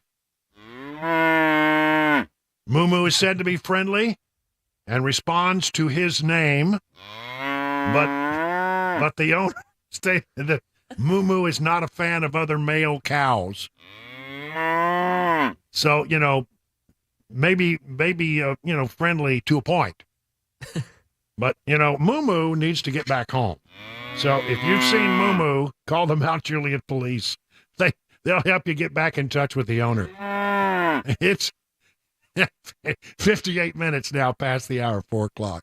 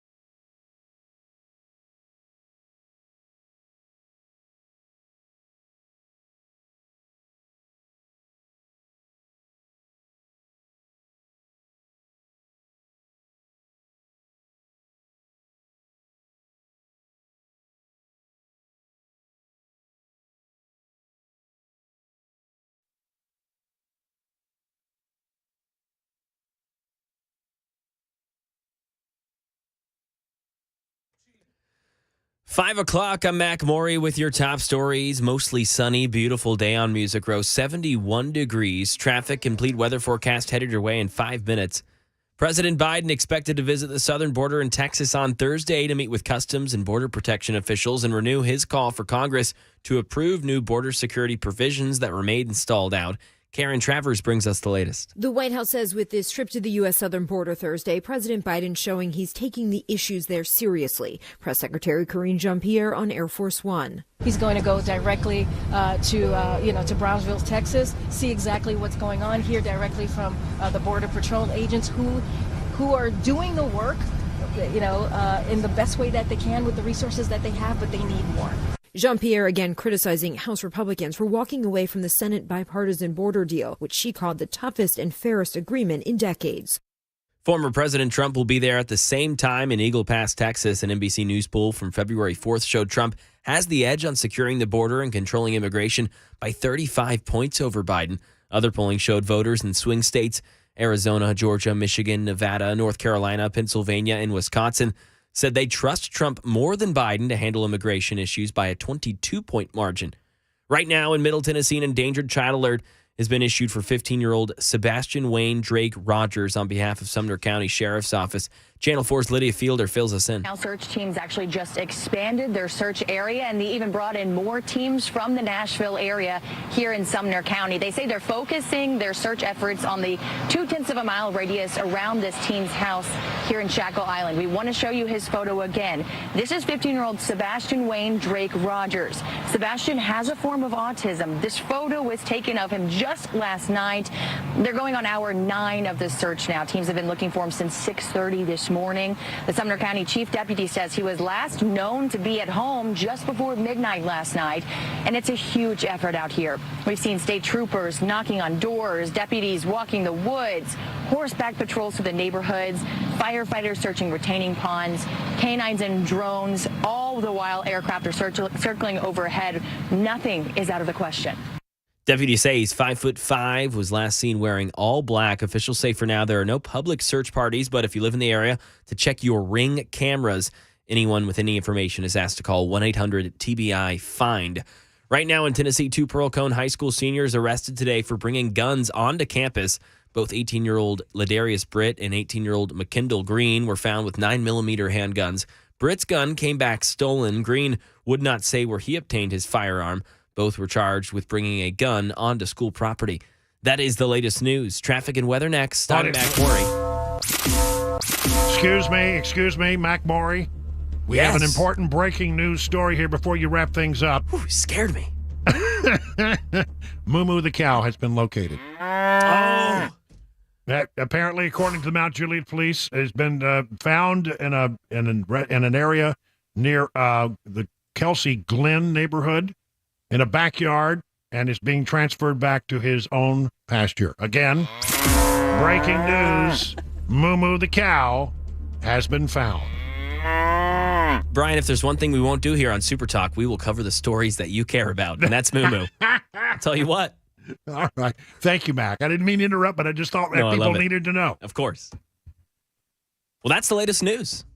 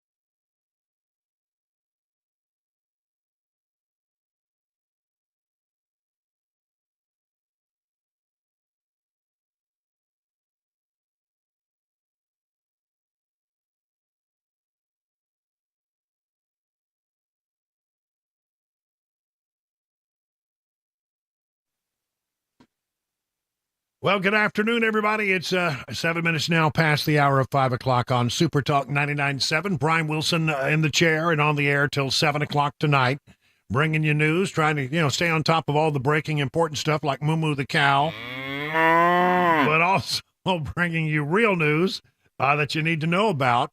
In fact, we got another little breaking story here this afternoon that I think is pretty interesting. The breaking news. Well, shit, I'll do this whole thing. Mark Green is apparently reconsidering his decision to retire and not run for re-election as congressman of the 7th Congressional District of Tennessee. That has been confirmed to me personally. I had a quick exchange of text messages with the congressman, who said on February 14th that he thought the fight was not in Washington, but against Washington, and he was thinking he was going to get out. He said he's not running for re-election. It was a shock. It was a shocking thing. I mean, I think they've caught a lot of people off guard. Nobody saw it coming. And so, then the speculation began, well, who's going to run for that position? And we've been talking about that for several days. But now apparently comes word that he is not going to, perhaps not going to retire. Here's what I sent to him. Okay, I said, "Hi there, Congressman. If you have something on your mind and need some place to think out loud, I know of a great radio show. Talking things out might be helpful. Seriously, let me know if you have something to say. I'm on till 7 Central Time." He responded that he would definitely consider that if he made a decision to get back in. So I'm hoping that we will hear from him. I told him that the doors were open. We love having him on. I always think he's one of my best interviews. I think highly of the congressman and would love to, be a platform if he wants to make that decision. Now, what's going on? I don't know, except that a lot of people in politics, I think, were also caught off guard by this announcement. You have a situation right now where you have a bunch of rather high-level committee chairs who've announced their plans to retire. Rising stars like Green and others, and many are blaming the toxicity that they are experiencing on Capitol Hill, and the frustration of things moving at a snail's pace. Which that's what you have. When we have a House that's controlled by Democrats, and I'm sorry, a House that's controlled by Republicans and a Senate that's controlled by Democrats, that is by definition that is the definition of gridlock. That's what you get. The American people have voted for gridlock because they gave the Democrats control of the Senate and they gave the Republicans control of the House, and that means that things just move slowly. That's just the way it is. He didn't talk when he made the announcement on the 14th about any future plans. Said that he was going to go out there and try to help Donald Trump win the presidency.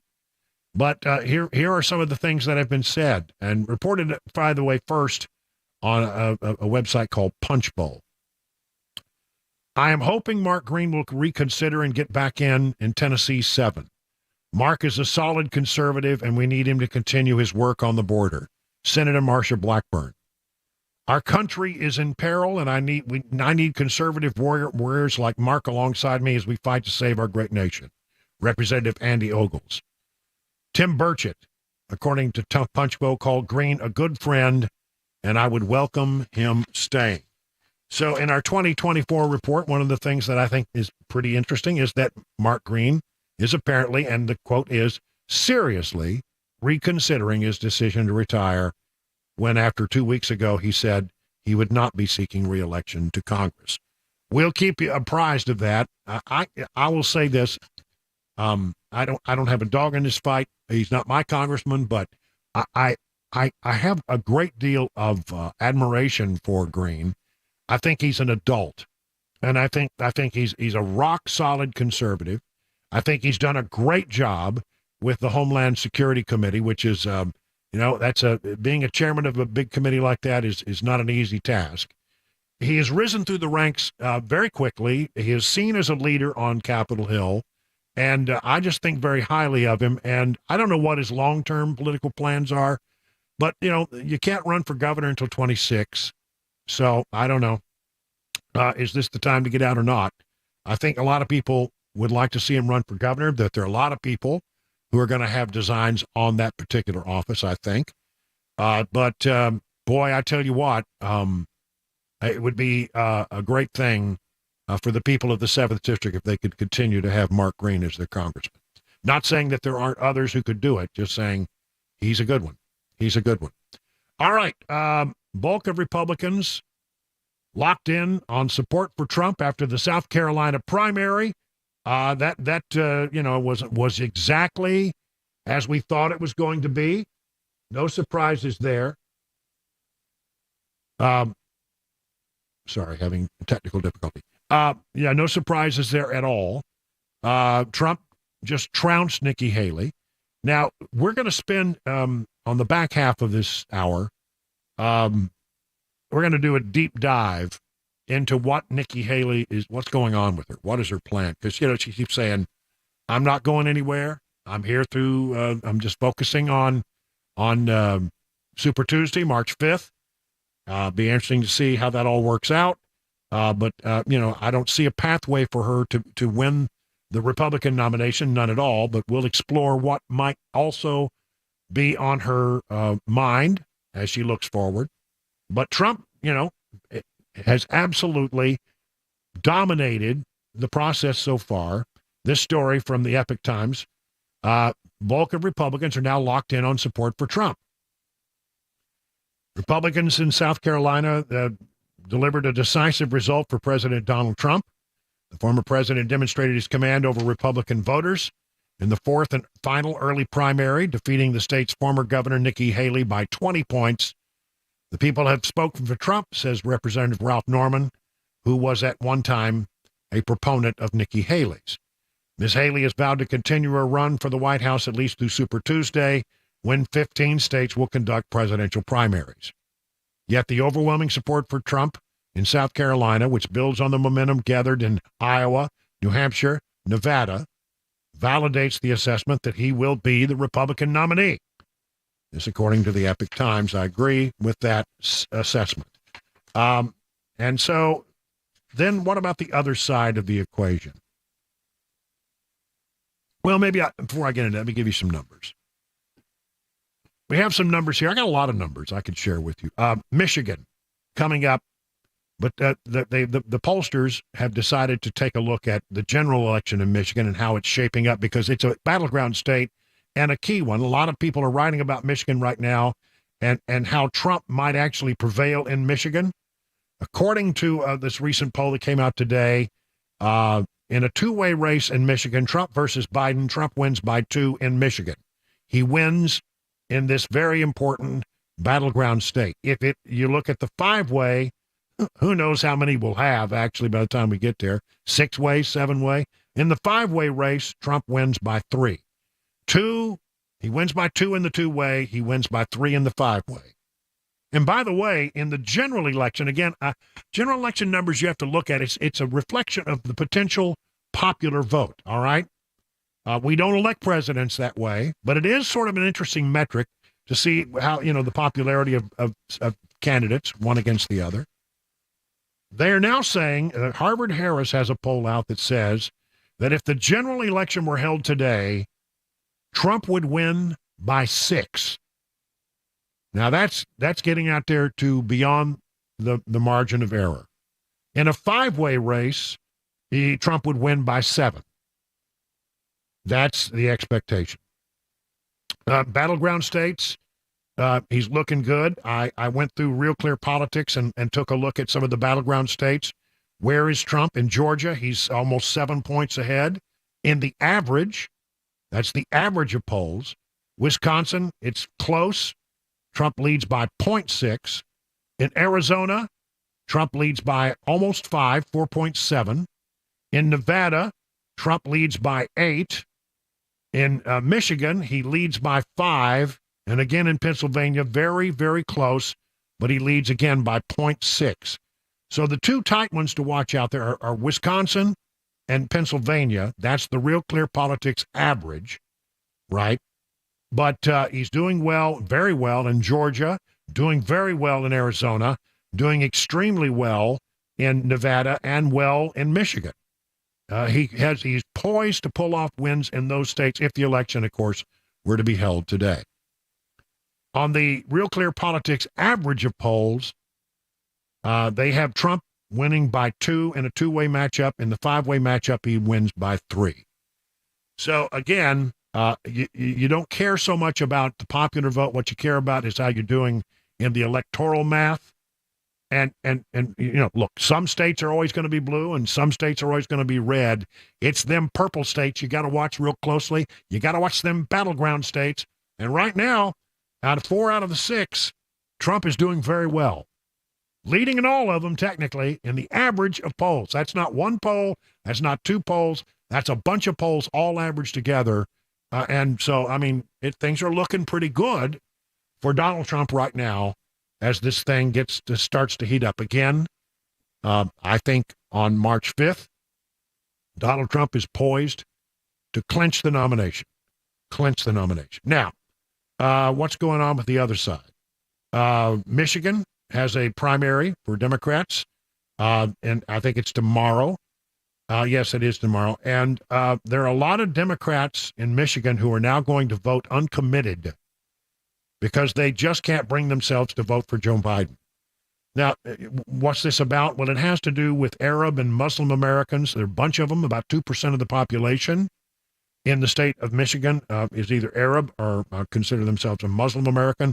They're not very happy with Biden's support of Israel, and don't like the position that he has taken. So they may vote uncommitted. When it comes to the general election, those same uncommitted voters may just sit on their hands. Some have said, I've seen them on TV talking in interviews, that they plan to vote for Trump, that they cannot bring themselves to vote for Joe Biden. So he's got a real problem there in the state of Michigan. Joe Biden's age problem tears Democrats apart. Weeks after a special counsel report brought into questions over Joe Biden's age, Democrats are torn about the best way of addressing what's becoming the ballot's defining issue. I think that's true. As the president and his team have tried to move on from the damage caused by the report, White House allies and other Democrats have grown increasingly worried that the strategy of downplaying Biden's age is the wrong approach. It's an issue that can't easily be swept under the rug. And just real quick, if it's not Biden, who might it be? There's a poll that is done by the Rasmussen Reports folks, reported by something known as the Secrets column in the Washington Examiner. And here are the numbers. If you don't go with Biden, who are the other Democrats that you would go with? The number one answer among Democrats was none of them. None of them. We don't like any of our options. Michelle Obama came in with 20%, Vice President Kamala Harris 15%, Hillary Clinton 12%, Gavin Newsom 11%, Governor Gretchen Whitmer of Michigan 9%, 6% said they were not sure. And again, on the back half of this hour, a deep dive onto Nikki Haley and what is her plan? What is going on with Nikki Haley? 21 past the hour now.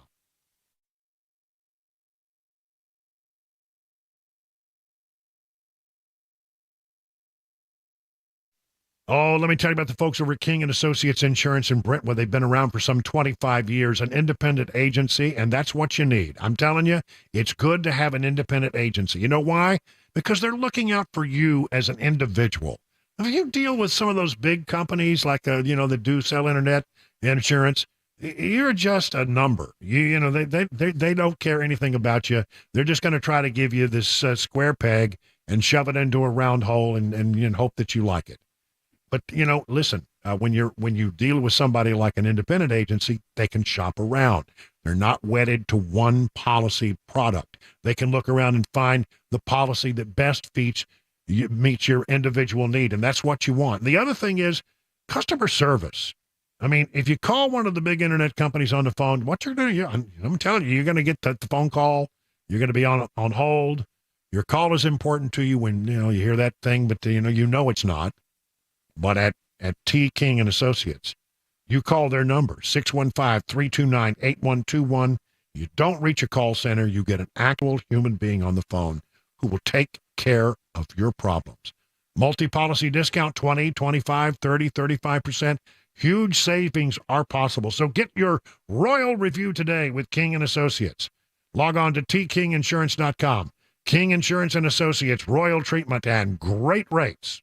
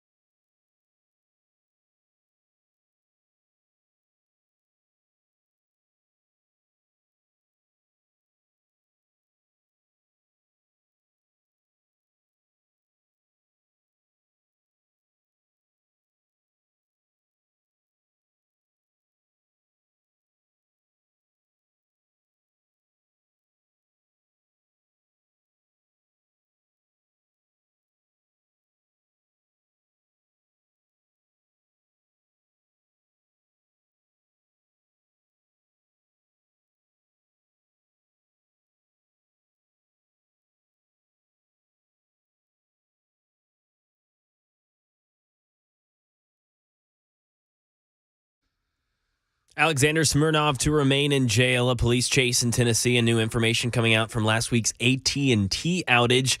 Those stories and more coming up 5:30 Super Talk, then at 9/7 WTN.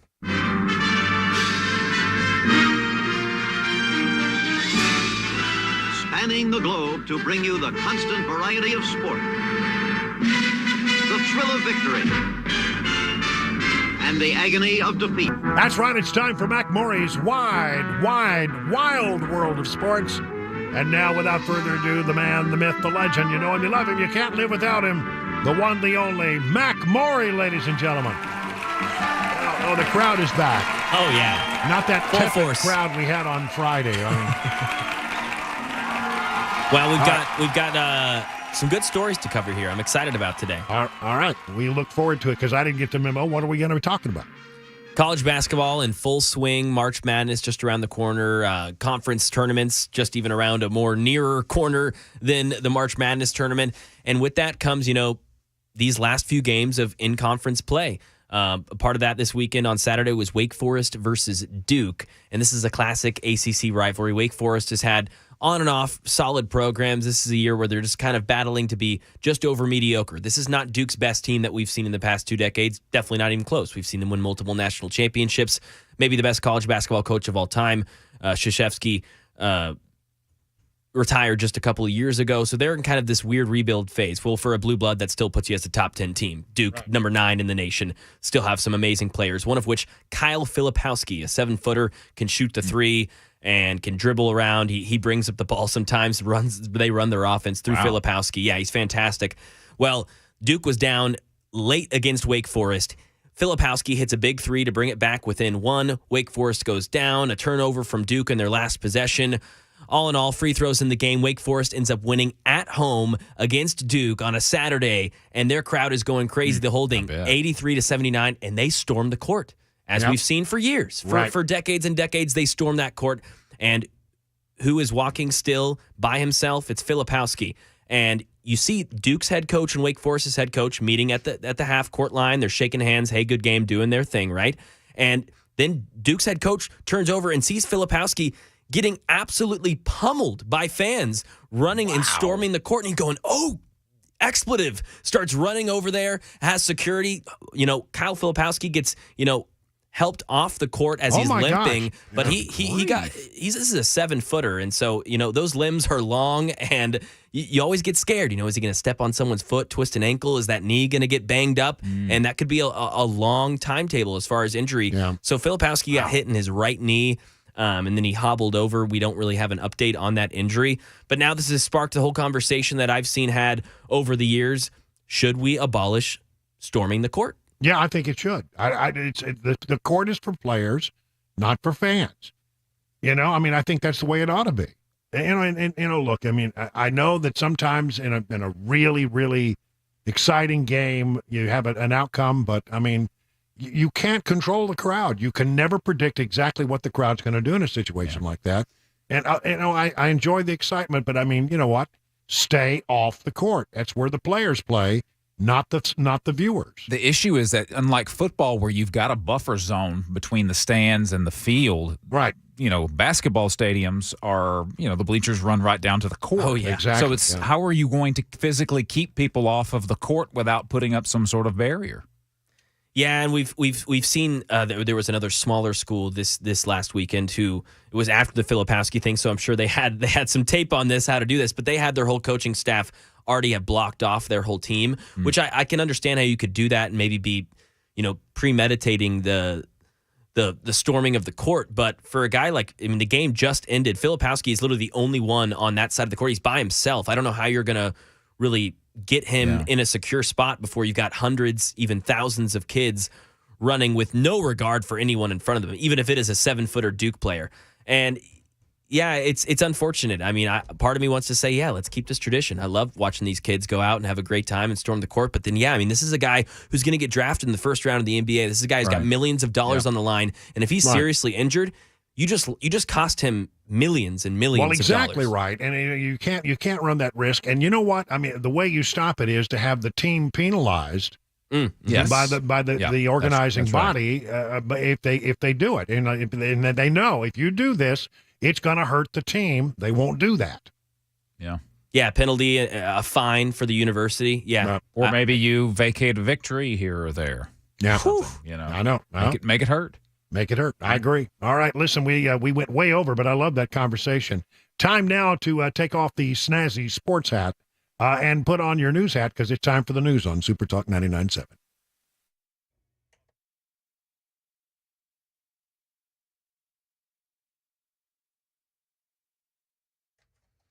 .531, I'm Mac Maury with your top stories. 70 degrees in Nashville. Traffic report, weather forecast in 5 minutes.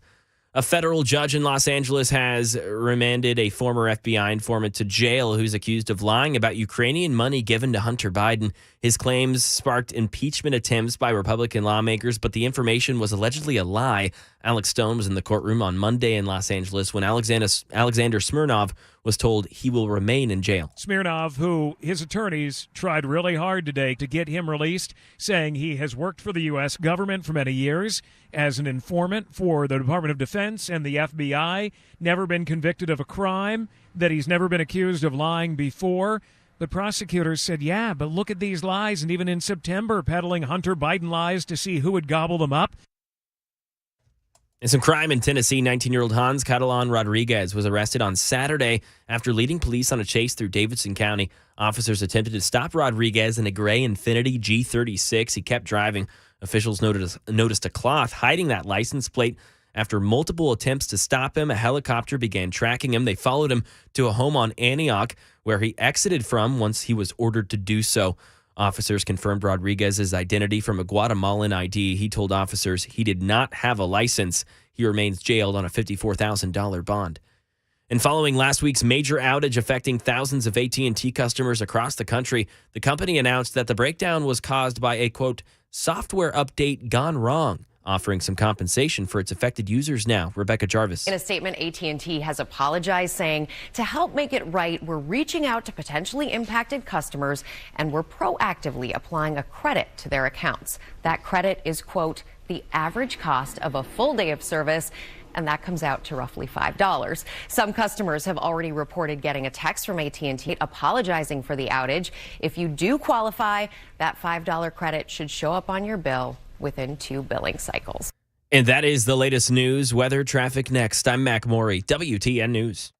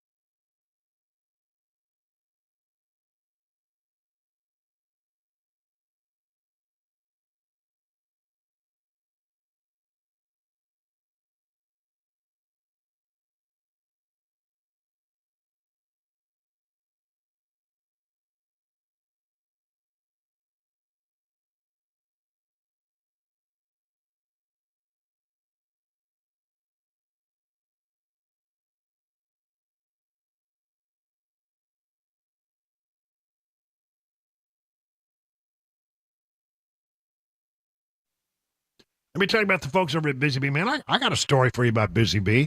They're right out here at my house at this very moment, fixing a problem that cropped up over the weekend.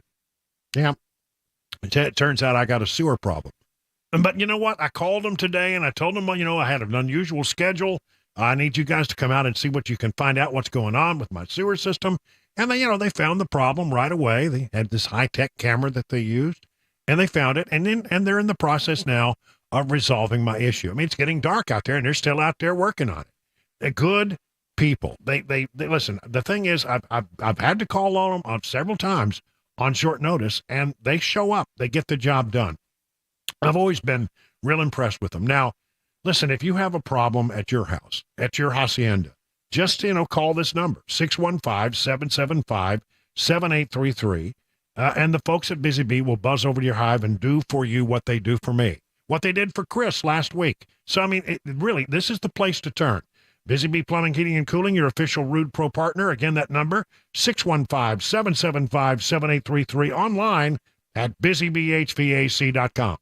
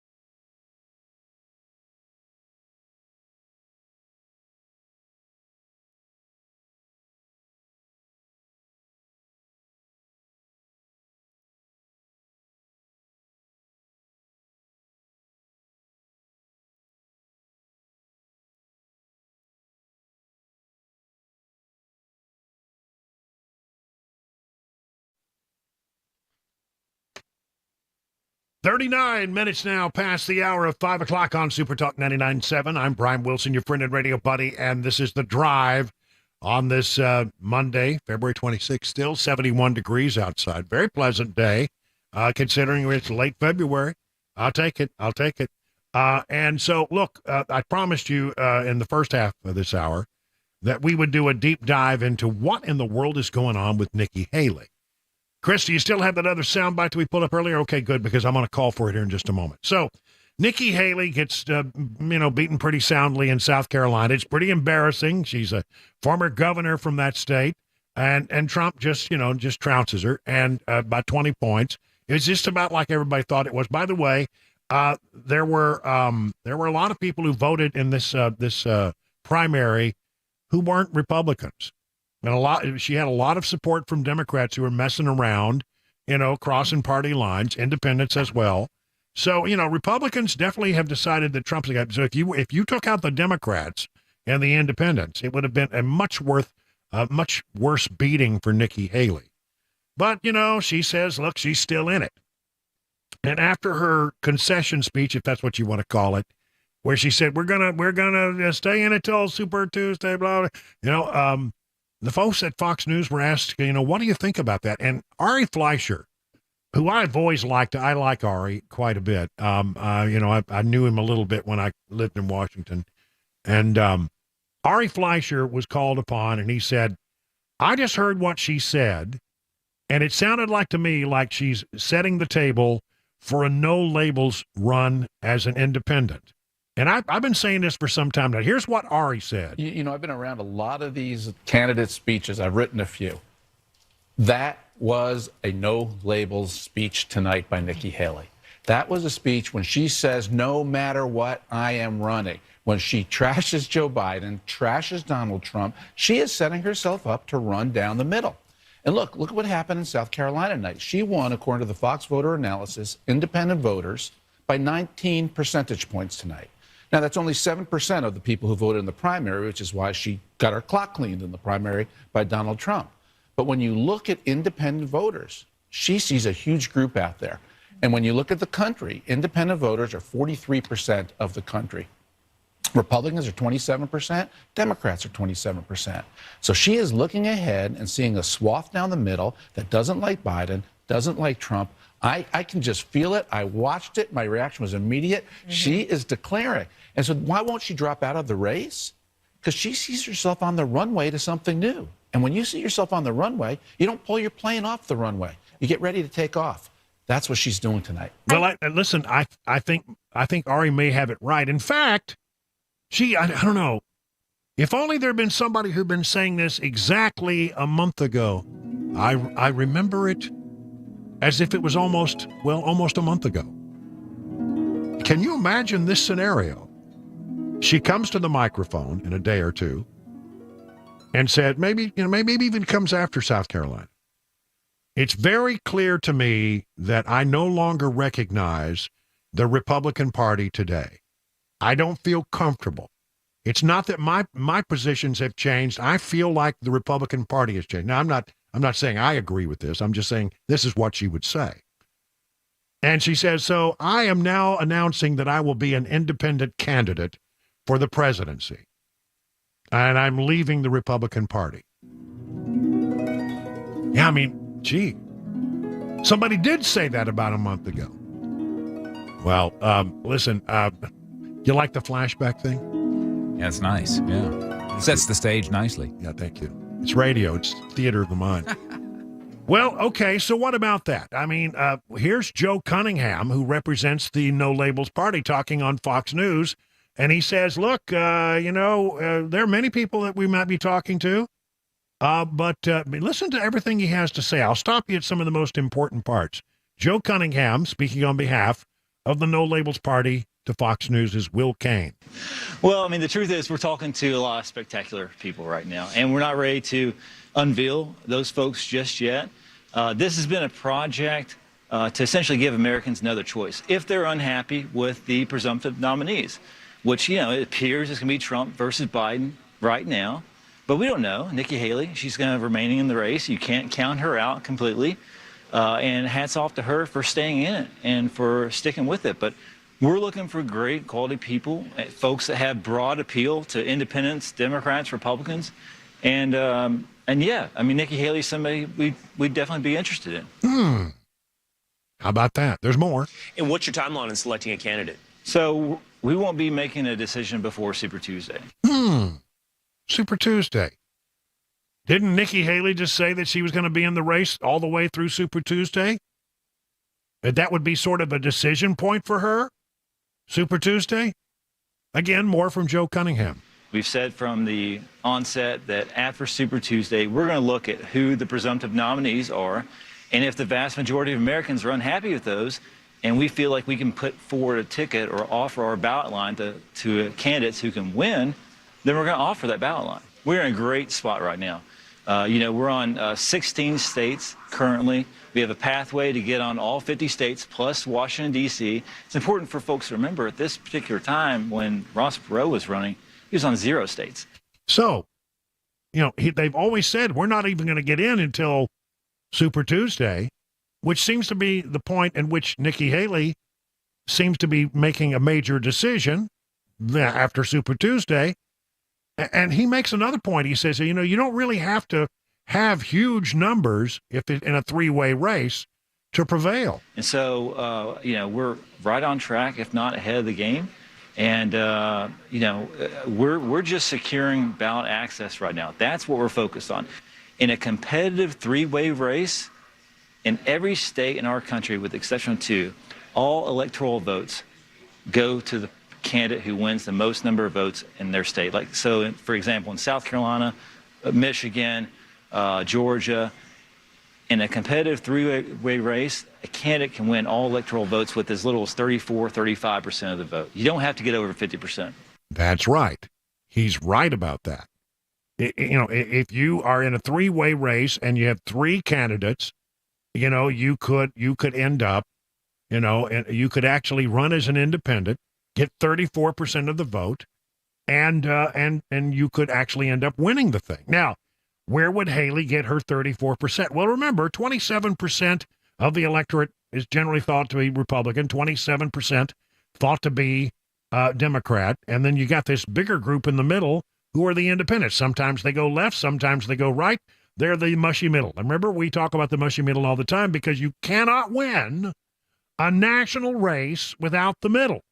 You've got to win the middle. But if you are the independent candidate, and Nikki Haley has already shown that she can pull Democrats in, because a lot of Democrats voted for her in New Hampshire. A lot of Democrats voted for her in South Carolina, because Democrats, they don't like their choices at all over there on the left. And on the right side, it's true, Donald Trump is going to be the GOP nominee, and Republicans are lining up behind him, but there is a small number of Republicans who don't like Trump. And then you've got the independents in the middle, who don't really they've said in poll after poll after poll, they don't like any of their choices. But they're going to have to make a decision. If there's a third party, a third way that appeals to independents, Nikki Haley could prevail in this thing. Now, I mean, I don't know how it's going to shape up. I don't have anything that suggests to you that I have some inside knowledge. I just, I try to take my personal preferences out of it for a moment, step back and take a 30,000-foot view of what's going on here, and I cannot see any pathway for Nikki Haley to win as a Republican. She's not going to get the nomination. That is an avenue that will be closed to her very quickly. It already is closed, really. But I can see a pathway of having some success as an independent candidate. Now, she says she has no interest in running as a third-party candidate. Here she is. I am a Republican. I am not running as any other party or independent. And I will continue to say this is not about my political career. This is about the future of America. Will you ever run as a third-party candidate? I've said no over and over again. I have no interest in a third-party candidacy. Well, that seems pretty definitive. Here she is again speaking to Fox News this afternoon. Well, I'm sitting here focused on Super Tuesday states. That's what I'm going to do. I'm a Republican. I have not talked to any other organization. I have not put a second of thought into an independent run because I'm a Republican. That's what I've always been. I've been a conservative Republican my whole life. I'm not going to switch over and have a Democrat vice president. That's not something I would do. My heart has always been with the Republican Party in this country. So that's what I'm going to do. If people don't look at what is happening, Donald Trump can't win a general election. The RNC is broke. He has spent $60 million of his own campaign contributions on legal fees. Now he's going to start draining it out of the RNC. How in the world do you defeat a Democrat, which, by the way, won't be Joe Biden? It's going to be a younger Democrat. How in the world is that going to happen? He can't win a general election by all these scenarios. So we can ignore the hole in the ship all we want, but don't complain about what happens in a general election if we don't do right in this primary. And that's what I'm trying to do, is give the 70% of Americans who say they don't want Donald Trump or Joe Biden a voice. I'm trying to give the 40% of Republicans who are saying we don't want to vote for Donald Trump, I'm trying to give them a voice. We've got to open up. We can't just keep going in this direction. And that's why we're going to keep on running through the Super Tuesday state. All right. So there you have it. I mean, she's laid out her case. Look, I'm not agitating here. It's just that as I look at the whole situation, it seems to me that, number one, Donald Trump is going to be the Republican nominee. That doesn't seem to be any question. I think it's an open question who's going to be the Democrat nominee. I think Nikki Haley is right. Others are right when they say Democrats are going to find somebody else. It's going to be another face. And then I look at that gaping hole in the middle. And if Nikki Haley can say today she has no interest, that she's never had any interest, she could say that all. But when it really comes down to it after Super Tuesday, if somebody gave her a potential pathway to win the thing, she might take it. So I guess what I'm really saying to you most of all is everything that we think we know about this upcoming election can be turned on its head in very short order. And nothing that we see today is likely to be what we will be seeing when it's time to actually cast your vote in November. I don't think it's going to be Joe Biden. And I think there could be, if it's not Nikki Haley, somebody else out there, a pretty strong third candidate beyond RFK who could draw a sizable amount of votes. We'll be interested to see who that is going to be and whether No Labels actually ends up being something to watch. But given the where we are as a country, an independent candidate could have a chance in this election. So I'm just saying, keep an eye on Nikki Haley. 52 minutes now past the hour of 5 o'clock.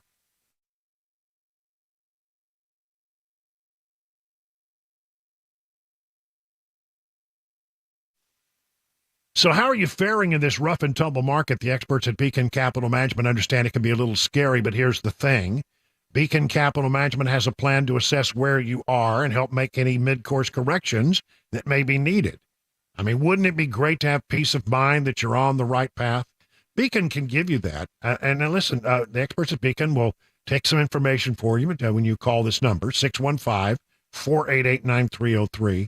And at the end of the process, you'll be able to rest easy knowing that you have a plan that meets your retirement goals. Also, discover, in the meantime, your retirement savings potential in less than 30 seconds with Beacon Capital Management's free retirement savings calculator. This simple step-by-step calculator is easy to use. You'll get your results right away and take the next step in your financing planning journey and see how much money you could have saved for retirement by now.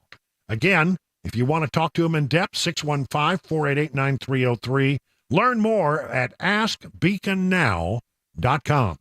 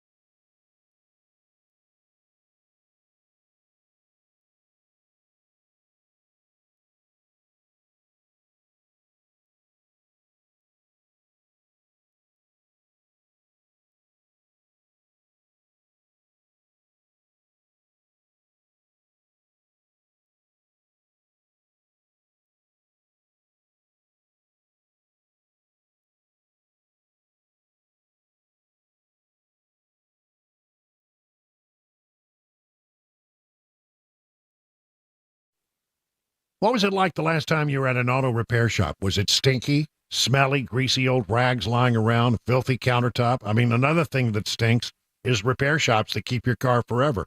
They're not honest, and they don't call you back when they say they will. If that was your last experience at a vehicle repair shop, why don't you try Eurofix? Eurofix takes the stink out of European auto repair. At Eurofix, you get a free 15-minute no-wrench inspection with every visit and an estimate, no high-pressure sales tactics.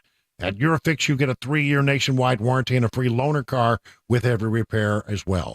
And you never pay dealer prices. Eurofix now in Franklin, 100 Oaks, Murfreesboro, Belmead, and Mount Juliet. Call 844-EUROFIX, that's 844-EUROFIX, or visit myEurofix.com and tell them your friend and radio buddy Brian Wilson sent you.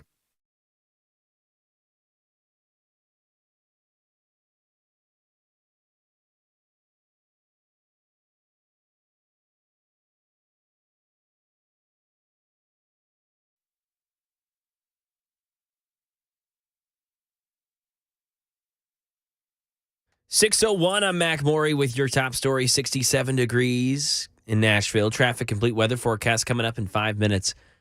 President Biden expected to visit the southern border in Texas on Thursday to meet with Customs and Border Protection officials and renew his call for Congress to approve new border security provisions that remain stalled out. Karen Travers. The White House says with this trip to the U.S. southern border Thursday, President Biden showing he's taking the issues there seriously. Press Secretary Karine Jean-Pierre on Air Force One. He's going to go directly to Brownsville, Texas, see exactly what's going on here directly from the Border Patrol agents who are doing the work, in the best way that they can with the resources that they have, but they need more. Jean-Pierre again criticizing House Republicans for walking away from the Senate bipartisan border deal, which she called the toughest and fairest agreement in decades. And former President Trump will be there at the same time in Eagle Pass, Texas.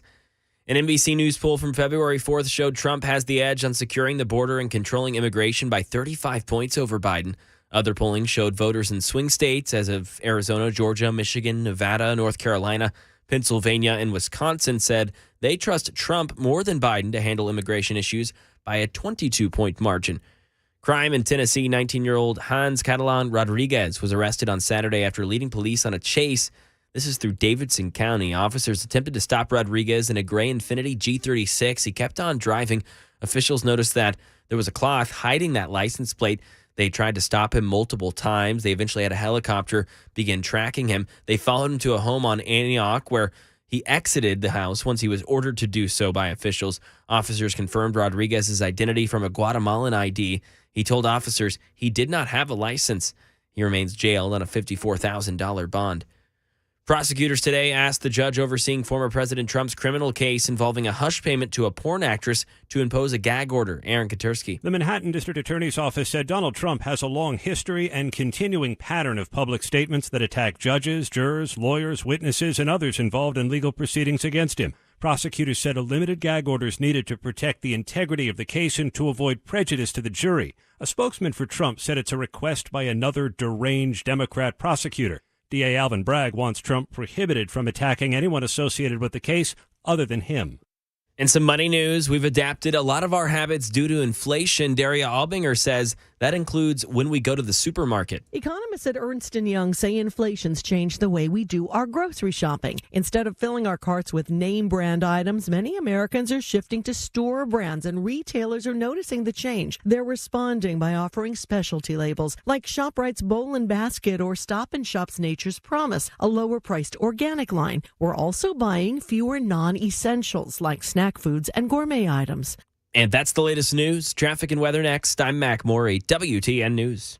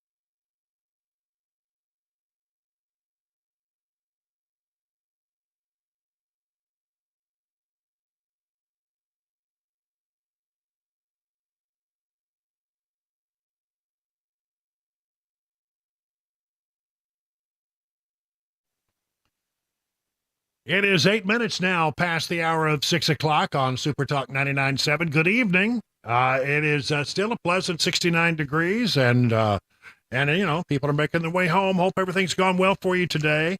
Hope you had a better day than I had. Oh, Lord. The folks at Busy Bee have just completed their work, and I can now use my toilet again. It's an amazing thing. We had a problem. I mean, well, this weekend I went out to the pool house and it looked like there'd been an explosion in the pool house, and come to find out at the end of it all that my entire sewer system had collapsed. The sewer line that runs out connects to the city sewer here in Watertown, just gone. So things were starting to back up, as we say. We're getting a little gamey at our house here. We couldn't shower. We couldn't do anything that involved water. But we can potty once again. So this is the good news at my house. Crazy.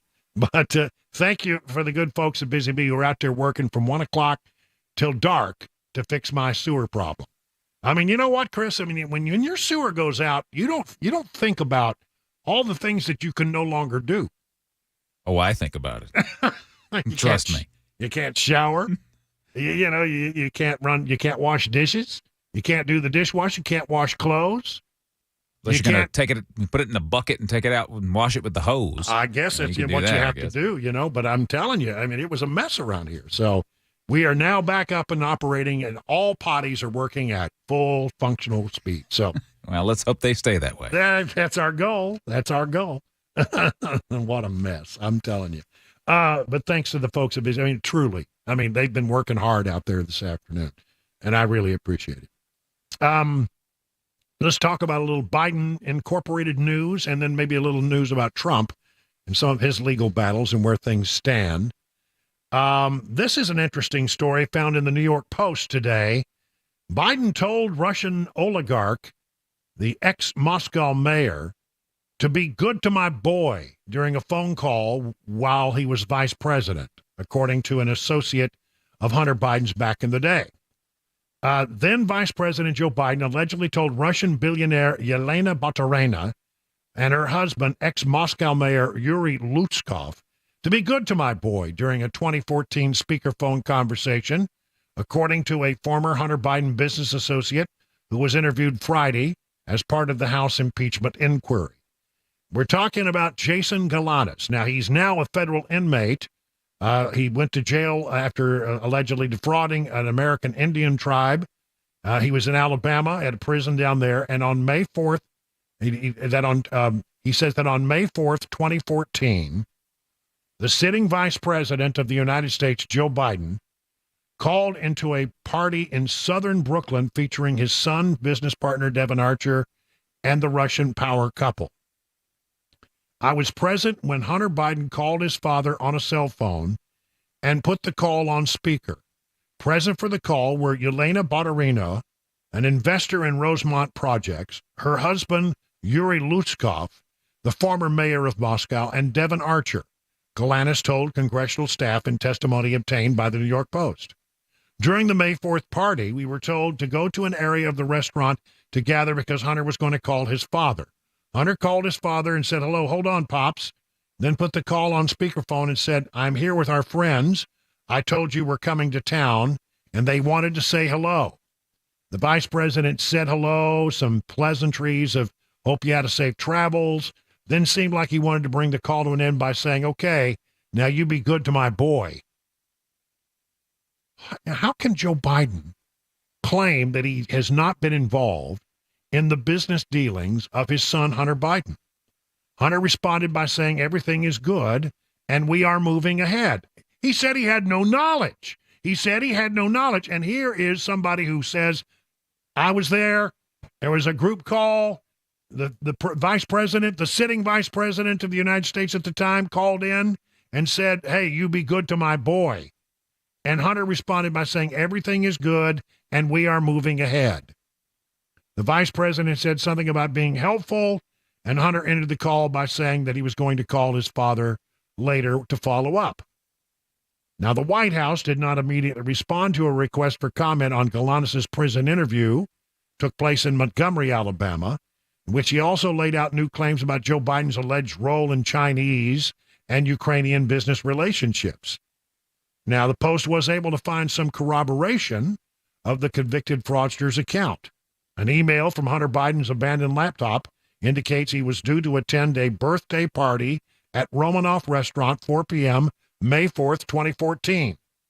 A source told the Post that it was a birthday party for the daughter of Alex Kotlarski, who is believed to have been recruited Archer and Hunter Biden to join the board of Ukrainian gas company Burisma Holdings, which infamously paid the then second son a salary of up to $1 million a year beginning in April of 2014, the month before the gathering.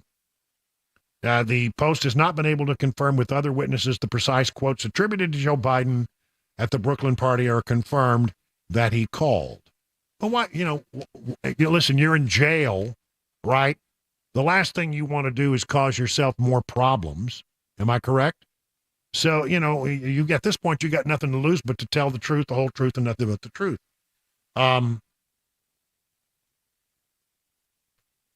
An eyewitness told the Post that Barterina and her husband, who has since died, attended an April 16th, 2015 dinner at Cafe Milano. Now, let me tell you about Cafe Milano. It's in Georgetown. It's a pretty popular Italian food restaurant. It is one of those places in Washington, D.C., where the rich and the powerful go to see and be seen. It really is. It's sort of that high-level kind of place. So that doesn't surprise me at all that they're having a big meal with these people at Cafe Milano. So there's that. Remember, James Biden, the brother of Joe Biden, testified behind closed doors on and gave a deposition to the House Oversight Committee. Now, here's what the Daily Wire reports about that. House staffers are poring over the transcript of last week's deposition with President Joe Biden's younger brother, James Biden, to track down inconsistencies with assertions made by other witnesses, top Republican investigators said on Sunday. This comes from Oversight Chairman James Comer, who appeared with Jim Jordan on Sunday Morning Futures.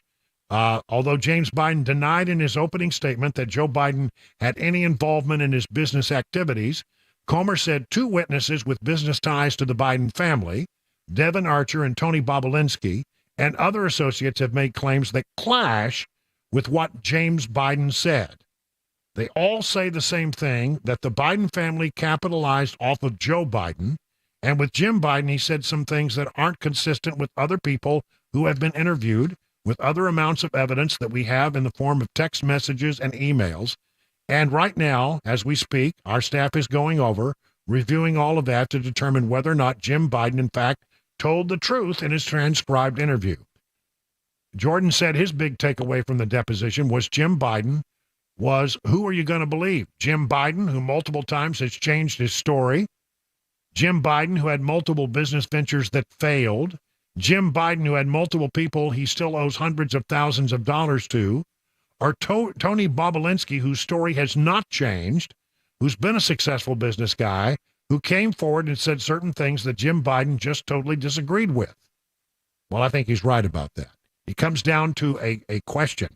And I'll tell you, it's almost as if the mainstream media are pulling and trying to do everything they can to make this investigation look as if it's not getting where it needs to go. They routinely quote Jamie Raskin, who is a well-known stretcher of the truth. Let's put it that way. How many times has Jamie Raskin come out and said something that turned out to be absolutely 1,000% inaccurate, and yet the Democrats still use them and call him a reliable source? He's not reliable at all. I've never understood that. Why would you do that? So anyway. Real quick, on Trump's side of the equation, he got all these legal troubles that he's working his way through.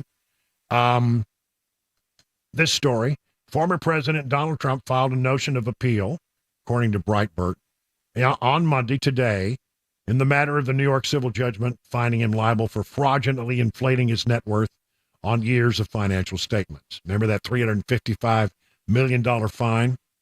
The judgment curtailed his ability and that of the Trump Organization to do business in New York or apply for loans from financial institutions registered in the state. Trump is now asking intermediate-level state appellate court to overturn Justice Arthur Engoron's February 16th ruling in a civil fraud lawsuit brought in 2022 by New York Attorney General Letitia James. So he is actually facing a fine that could increase by nearly $112 per day until he pays up. I mean, they're really putting the screws to him. And why are they doing it? This just occurred to me today. Why would they go after this heavy fine? They want to take away a portion of Donald Trump's wealth so they can inhibit his run for the presidency. That's why they're insane. No other court in the land would give you a fine and say, okay, you got to pay it tomorrow, or there's a $112,000 a day penalty until you pay up. They would give you the opportunity. Well, okay, that's our ruling. If you want to appeal it, you can appeal it. Most courts would not require you to pay while you're on appeal. But this guy is an activist judge, is what he is, and he's trying to take away the wealth that Donald Trump has as he's getting ready to run. Because, as you know, Donald Trump funds a great deal of his own campaign. And then there's a story here from Breitbart. I'll just give you the headline in just a second or two of what it's about. There is an allegation being made, and it's being reported here by Breitbart, that the Biden administration planted an operative by the name of Jeff DeSantis in the office of Fannie Wilson to keep tabs on what was going on and to target Trump. This is according to a source within the Fulton County District Attorney's Office who spoke exclusively to Breitbart News. If the Biden administration planted the operative, as sources say, it would present a strong argument that the administration interfered in the 2024 presidential election. Watch this story closely. 21 minutes now past the hour of 6 o'clock.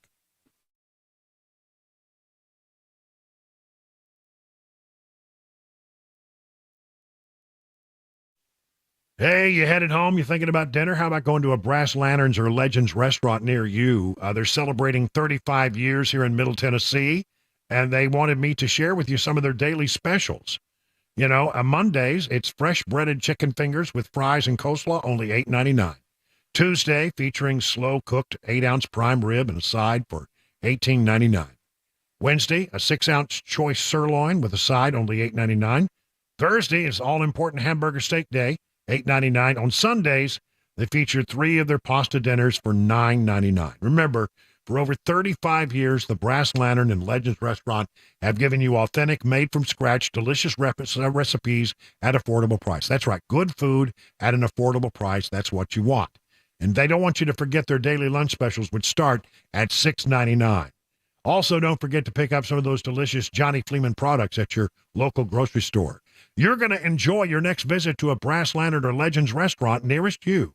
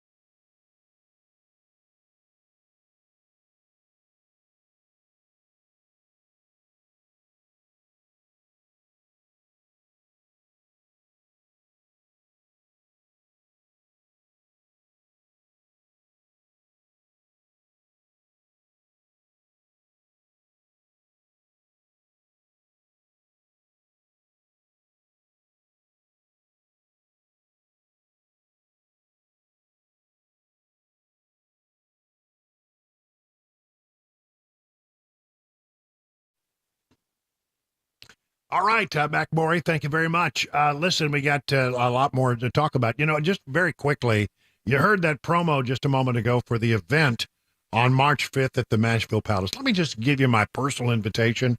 I really would appreciate it if you'd come down. I'm going to be broadcasting live there that day. And then at 6 o'clock, everybody all the gang will be there. It'll be Dan and Chris and Matt and me. And I've been hearing from people. I think it's going to be a pretty good deal. And I think there's going to be some folks, showing it's going to be a pretty rowdy and excited crowd of people who think the way you and I do, showing up to, this is probably the night that Donald Trump is going to clinch the nomination. If not, it's going to be real close. And so, this is the time to get together and watch the results come in. You go and vote early in the day.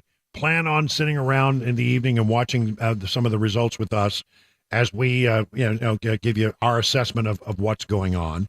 You do need to RSVP online at 997WTN.com so we know how many people are coming. We need to make arrangements. No charge to get in the door.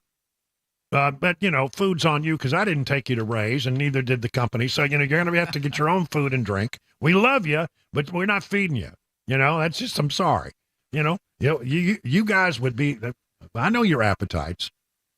Yeah, it would we get expensive fast, I bet. They're not even feeding me. If you want to know the truth, they're not going to feed me up. They're not going to get anything. Well, they know better than to sign up for that. I mean, if you said you feed me, you're definitely going to lose some money. I used to have a big, I'm a big, tall guy, about 6'4". I'm not going to say how much I am these days, but I'm losing. And I used to have a friend about my size named Doug. And Doug and I used to love to go to all-you-can-eat places and just put them out of business. Oh, they saw you coming, and they were like, oh, no. We both had hollow legs, and back in that day, I could really pack it away, unlike today. And I'm telling you, the all-you-can-eat places hated to see us come in the door. But anyway, all that said, we're not going to feed you, but when you RSVP, you are in the running for a massive hot chicken and barbecue tailgate package for 25 people. Again, it starts at 6 o'clock. Come a little early because I'm going to be there. Details at 99.7 WTN. Brought to you by the Glock Store at Shoe 270, Busy Bee, my newest friends who got my potties running today. I'm so happy. And nutrition.com. You definitely want to be there. It's going to be, I think it's going to be a really fun event. And I heard today that a whole big bunch of people who are avid Donald Trump supporters are looking for a place to party on election night. And so they've decided our event would be the place to go. So you're going to be among friends, and we'd love to see you there. Big blowout event on March 5th, Super Tuesday, not too far away. Let's see, I don't really have time to get into this other story. I talked so long about that. I'll tell you what, I'll save this until after the news. Let's call it. We're a little early. 6:30 now on Super Talk 99.7 WTN.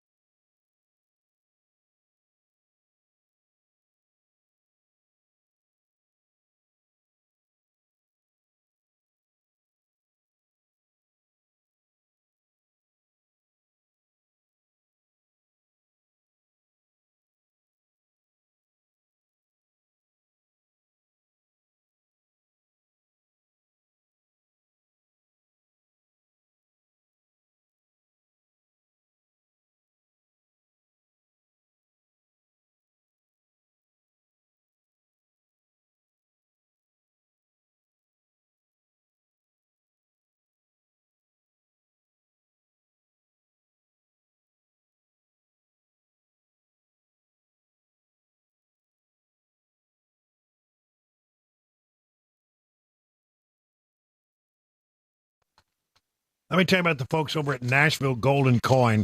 You know, the chairman of the Federal Reserve has said recently that we're on an unsustainable fiscal path. We aren't going to pay off the $34 trillion debt anytime soon. So they just continue to print money to pay the interest on the debt and thus debase the U.S. dollar. You should think about saving with gold and other precious metals. Maybe you've thought about adding gold or other precious metals to your portfolio, but you don't have the knowledge you need to make a smart decision. Now, that's the way I felt. But I got professional guidance that I needed at Nashville Golden Coin. Here's how it works. You make an appointment, and then you sit down one-on-one with my friends at Nashville Golden Coin. They'll answer your questions, help you make the precious metals investment that's right for you. It's friendly, you'll learn a lot, and you'll never be subjected to high-pressure sales pitches. Now, gold and silver can be a safe haven in uncertain economic times. And my friends at Nashville Golden Coin are standing by to answer all of your questions about the precious metals market. To set up that one-on-one appointment, just go to NashvilleGoldenCoin.com. That's NashvilleGoldenCoin.com.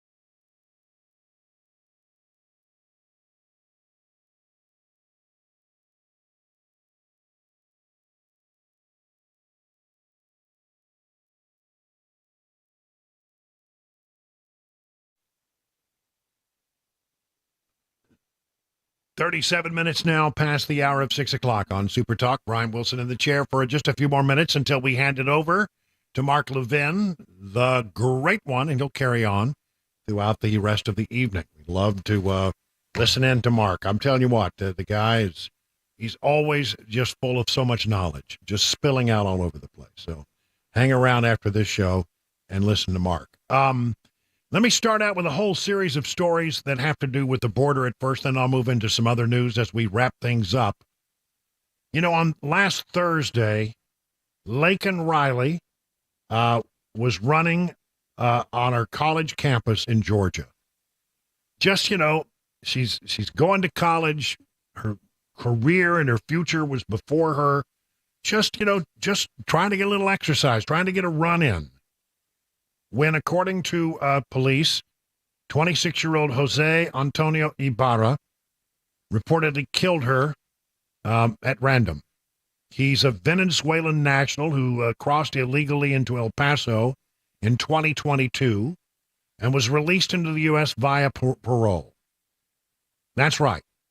Now, the President of the United States has yet to say one word about this. Many people have suggested that the President has, blood on his hands here because this would not have happened if the border had been more secure.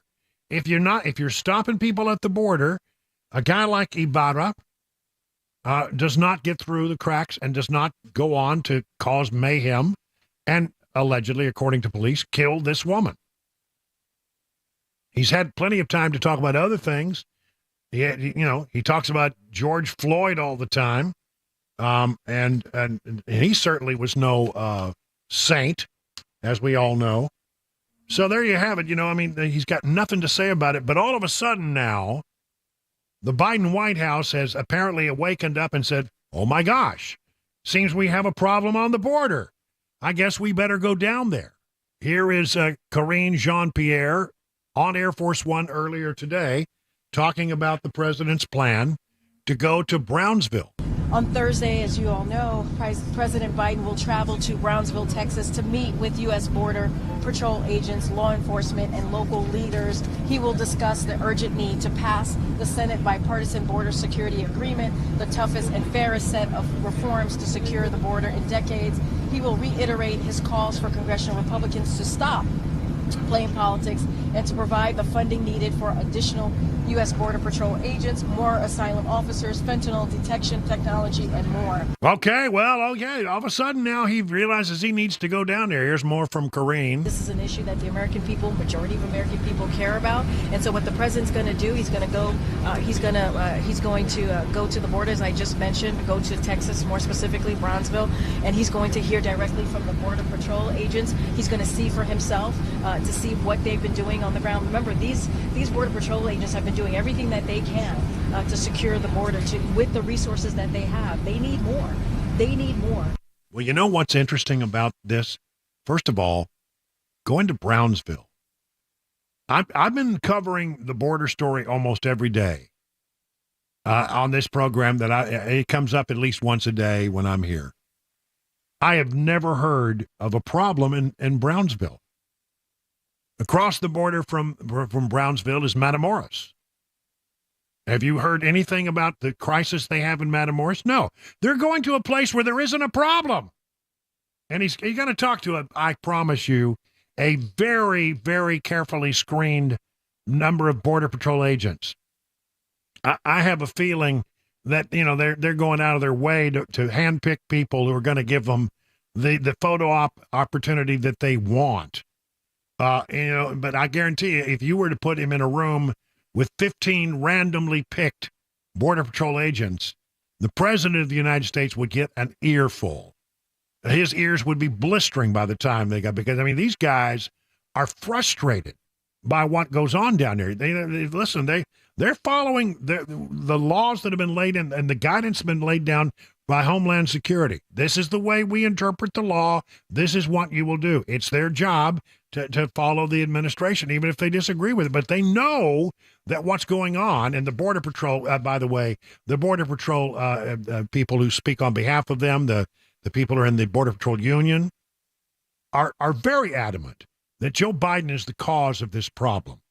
But Joe Biden's got a problem right now because in America, when you ask Americans, in a random poll, what's the thing that concerns you most as we go into the election season, it used to almost always be the top answer was the economy, my pocketbook, what it means to me. That's always, it seems always the thing that Americans focus on. You know what they're focused on now? You ask that question now, the number one concern of Americans is what's happening on the southern border.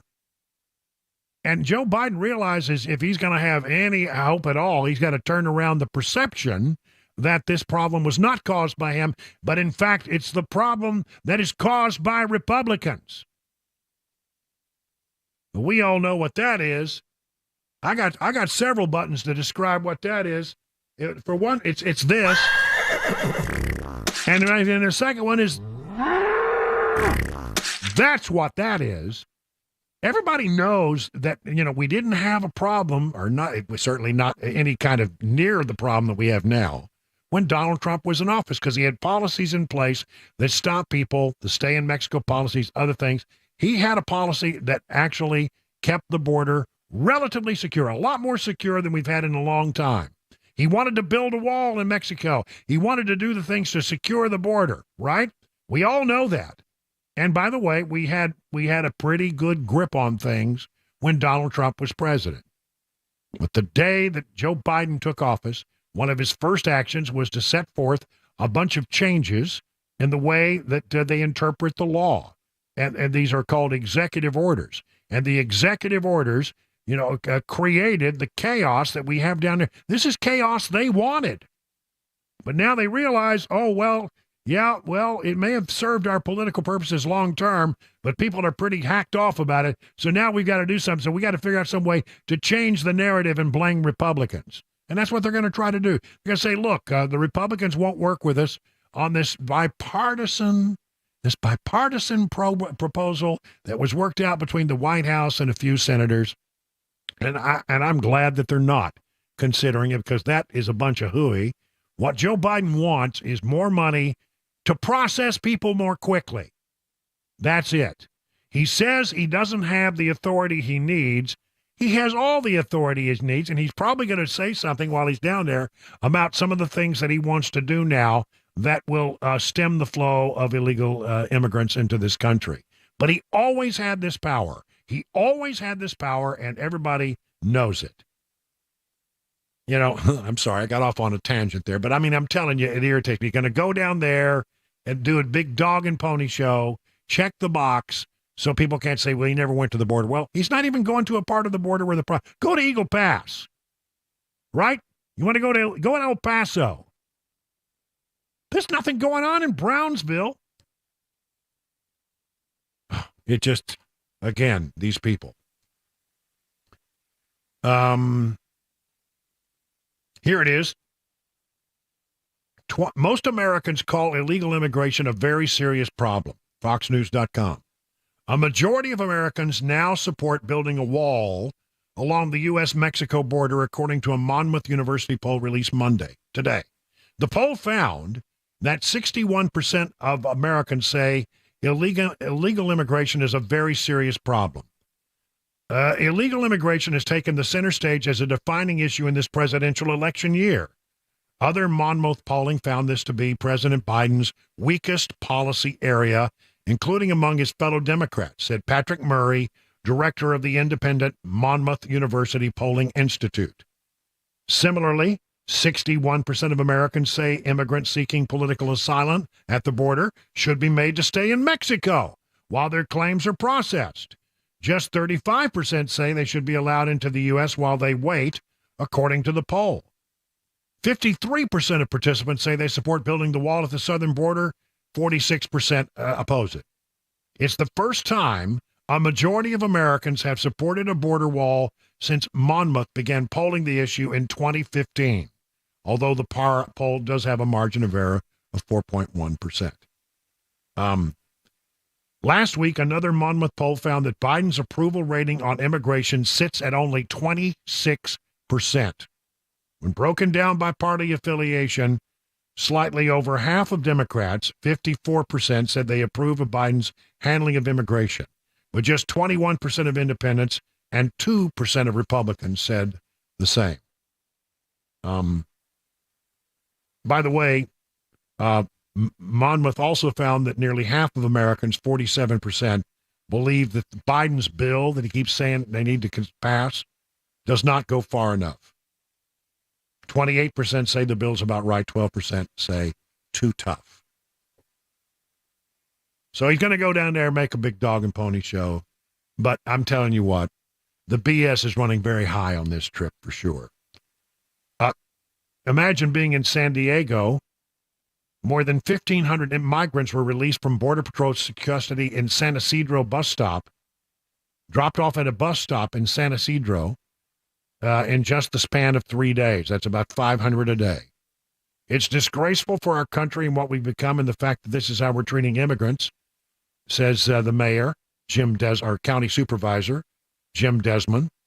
Border Patrol is their Uber, and San Diego has become their travel agent. He's right. Desmond says San Diegans, who are always, you always count on San Diegans to stay classy. Should never have been paying for it, but the center ran out of money in just 4.5 months, going through about $1.5 million per month. See, the problem is these cities are getting hit hard. I mean, they're getting really hit hard. Chicago, New York, Denver, cities where a lot of these migrants have settled. And if it's costing the local taxpayers, well, they said they wanted to be sanctuary cities. Oh, well, there's a cost. Words have meaning. You said you wanted to be a sanctuary city. When they show up, you need to take care of them. That's what you said you were going to do, right? But now they're turning to the federal government saying, we need some help here. We need some money.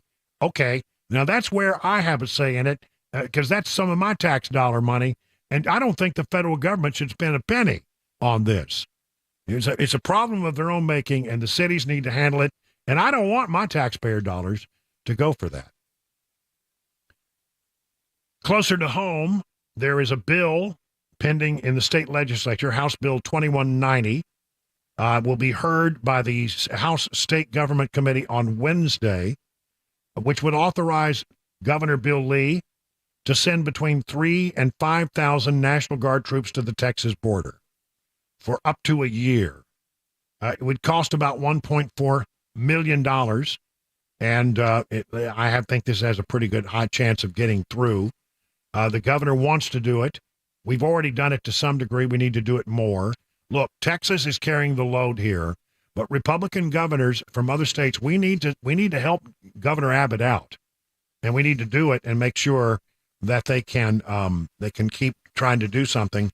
These are individuals, by the way, who are going down there who will not be doing paperwork, will not be, ferrying around and changing diapers or all that other stuff, making sandwiches. These are people who are going to go down there to secure our border and stand alongside Governor Abbott. I hope it passes. I know it's a lot of money, but you know what? Somebody's got to stand with the state of Texas, and I hope that the state of Tennessee, the volunteer state, will pony up. Interesting idea. A representative, Perry of Pennsylvania, thinks we should cancel the invitation we made to Joe Biden to do the State of the Union address on March 7th. I think it's a great idea. 50 minutes now past the hour of 6 o'clock on Super Talk 99.7 WTN.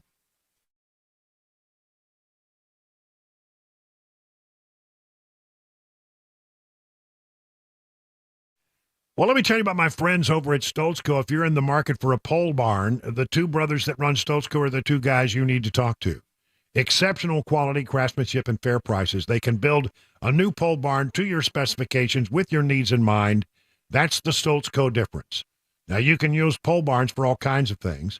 It can function as a classic tool and work barn, a garage, or even a place to live. Flexibility is the key. They combine the classic post-frame barn look with the reliability of modern materials and techniques to give you a finished barn that will stand the test of time. They don't scrimp on quality. They don't cut corners. They believe their customers deserve only the best. Do me a favor. Just go to their website, stoltzko.com, Stoltzco, stoltzco.com. Take a look at some of the things they've done for other people, and then I think you want to give them a call, 615-622-5992. Stoltzco.com, where you can find them on Instagram or at their website for examples of their outstanding work at stoltzco.com.